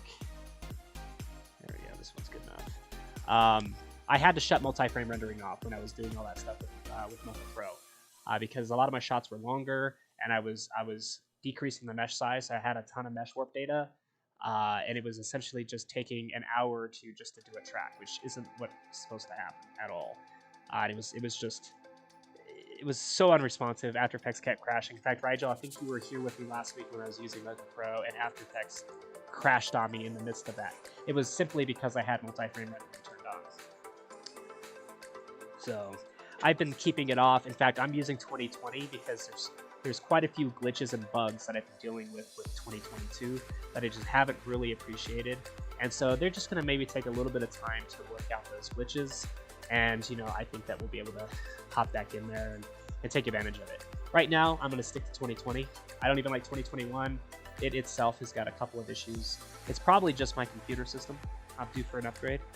But 2020 has consistently performed with less failures or, you know, it just shutting down on me or freezing up compared to the newer releases. Jesse's saying he gets to the point of using After Effects where he has to start piecing out his project and export heavily edited sequences one by one just so the program has less real-time processing to do going forward.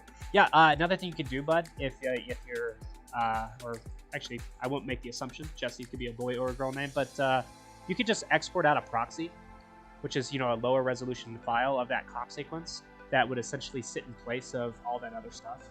And then at the end, when you're ready to do your final export, you can just shut your proxies off, and it will replace them, of course, again with those unexported sequences. That way you can essentially scrub through your timeline.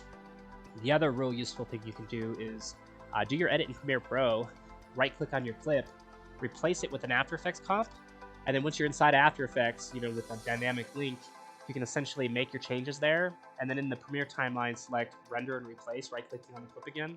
That will essentially render out that sequence in After Effects and put it in the timeline in Premiere, right? So you're not exporting from Premiere and then importing into After Effects, doing your effects, and then exporting from After Effects, re-importing into Premiere, putting in your timelining, and then exporting when you're done. you've exported and essentially lost image data 5 times now. Because every time you export, you compress the data and lose quality, right? So this eliminates all those hops back and forth. But then if you're unsatisfied with the look after you've rendered and replaced, you can just right-click on that rendered and replaced clip and choose Edit Original, and it'll just relink itself back to that same composition. So as long as you save that After Effects project, you can hop back and forth between Premiere and After Effects, and anything you do on the AE side of things will automatically show up in the Premiere side. It's not the most efficient, like, smooth process, you know, but once you get the hang of it, you figure out like the tweaks and the do's and don'ts, it actually has a lot more benefits, I think, than negatives.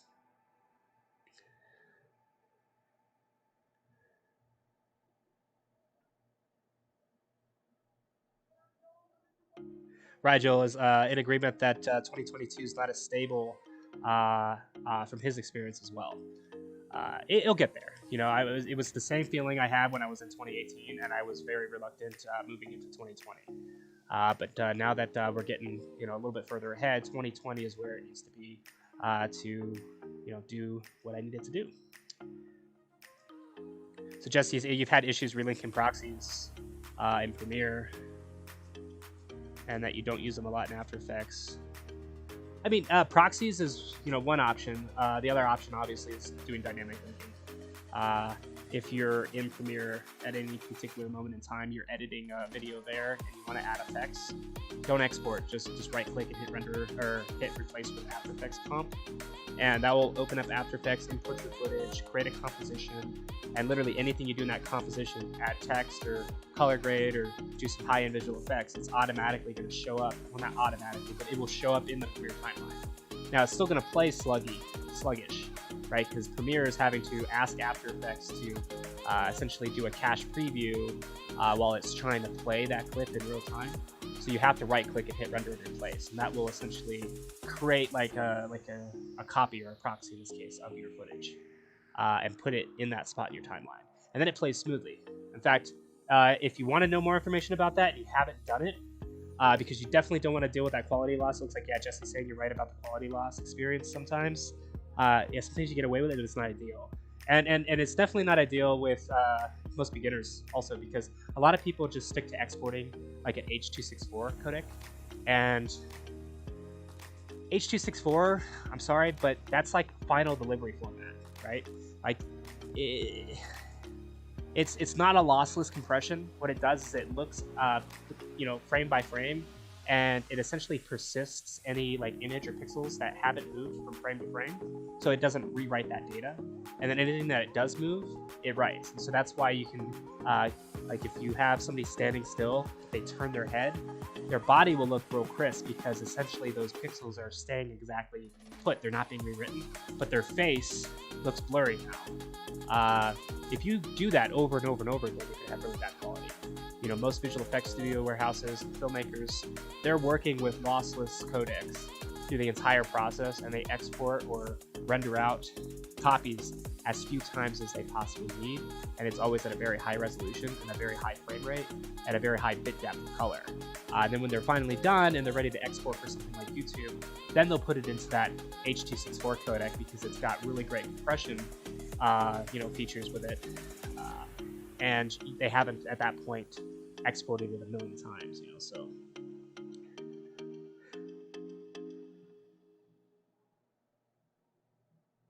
Rigel's saying he wishes that they could just unify Premiere and After Effects.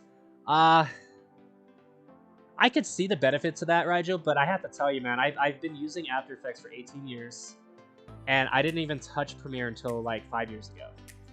Like, every single video I've made for like the first 13 years of me using After Effects, I did in After Effects on a non-linear timeline. It was a complete waste of my time because obviously Premiere being linear is going to be, and it's made for video editing, it's going to be much, much faster. But you're literally comparing a non-linear and a linear editing workflow, which aren't necessarily compatible. It'd be like if they try to take After Effects, which is non-linear, layer-based, and then, you know, combine it with like Nuke, and Nuke is node-based. You have these little boxes and you draw lines between them to connect things. it would be a stretch. You know, they'd have to get pretty creative about how they make that combination. And I really feel like it's kind of like when Final Cut Pro made their Final Cut X version, right? And they took out a ton of features and then like charged extra for the software and wrapped it in a nice new case or package. It ticked a ton of people off, and a lot of people came scurrying over and using Premiere again because Final Cut, they weren't reading their market right. You know, they made too big of a change too fast, and so they'd have to kind of like ease their way into integrating Premiere and After Effects together, I think, so that it's not so sudden and disorientating and confusing, or at least at the very most give you the option of working in a combined workspace versus continuing to work in standalone layouts, because I think I'd be pretty hesitant to combine the two myself. You know, and they might already be in the process of doing that. I mean, dynamic linking is kind of those first couple of steps toward doing that. It's just not, you know, from within the same window. I don't know. Anywho, guys, it's about that time. I'm looking at the clock here. It is 11:13. I'm sitting at my movie theater, and I have a show that starts at 12, one at 12:15, and one at 12:30. So I gotta pop popcorn. I think this is a good spot where we left off. What do you guys think? Give me some feedback here real quick before we drop off. I'm actually, the first time I tried this or gave it a try, I was trying to like turn everything into like a nighttime version. And there's some things I'd go in here and tweak, you know, such as the way his feet slip and slide underneath him. But I did a lot more in this version than I did in the last one. You know, like the camera shake and the extra bit of lighting. And I didn't put the shadow on the ground the first time around. I think that actually kind of looked cool. Did you guys learn anything, or is this pretty much routine for you guys?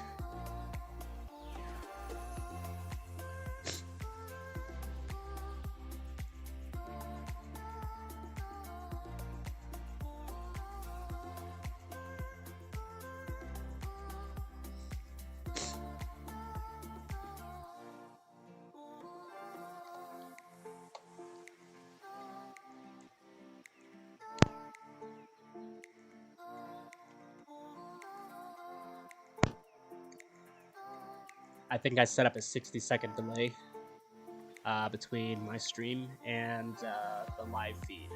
So if it has been a few times, I'm just kind of like sitting here in silence after asking you questions, because I know that I have to wait about a minute before I'm going to get any sort of answer back at the earliest.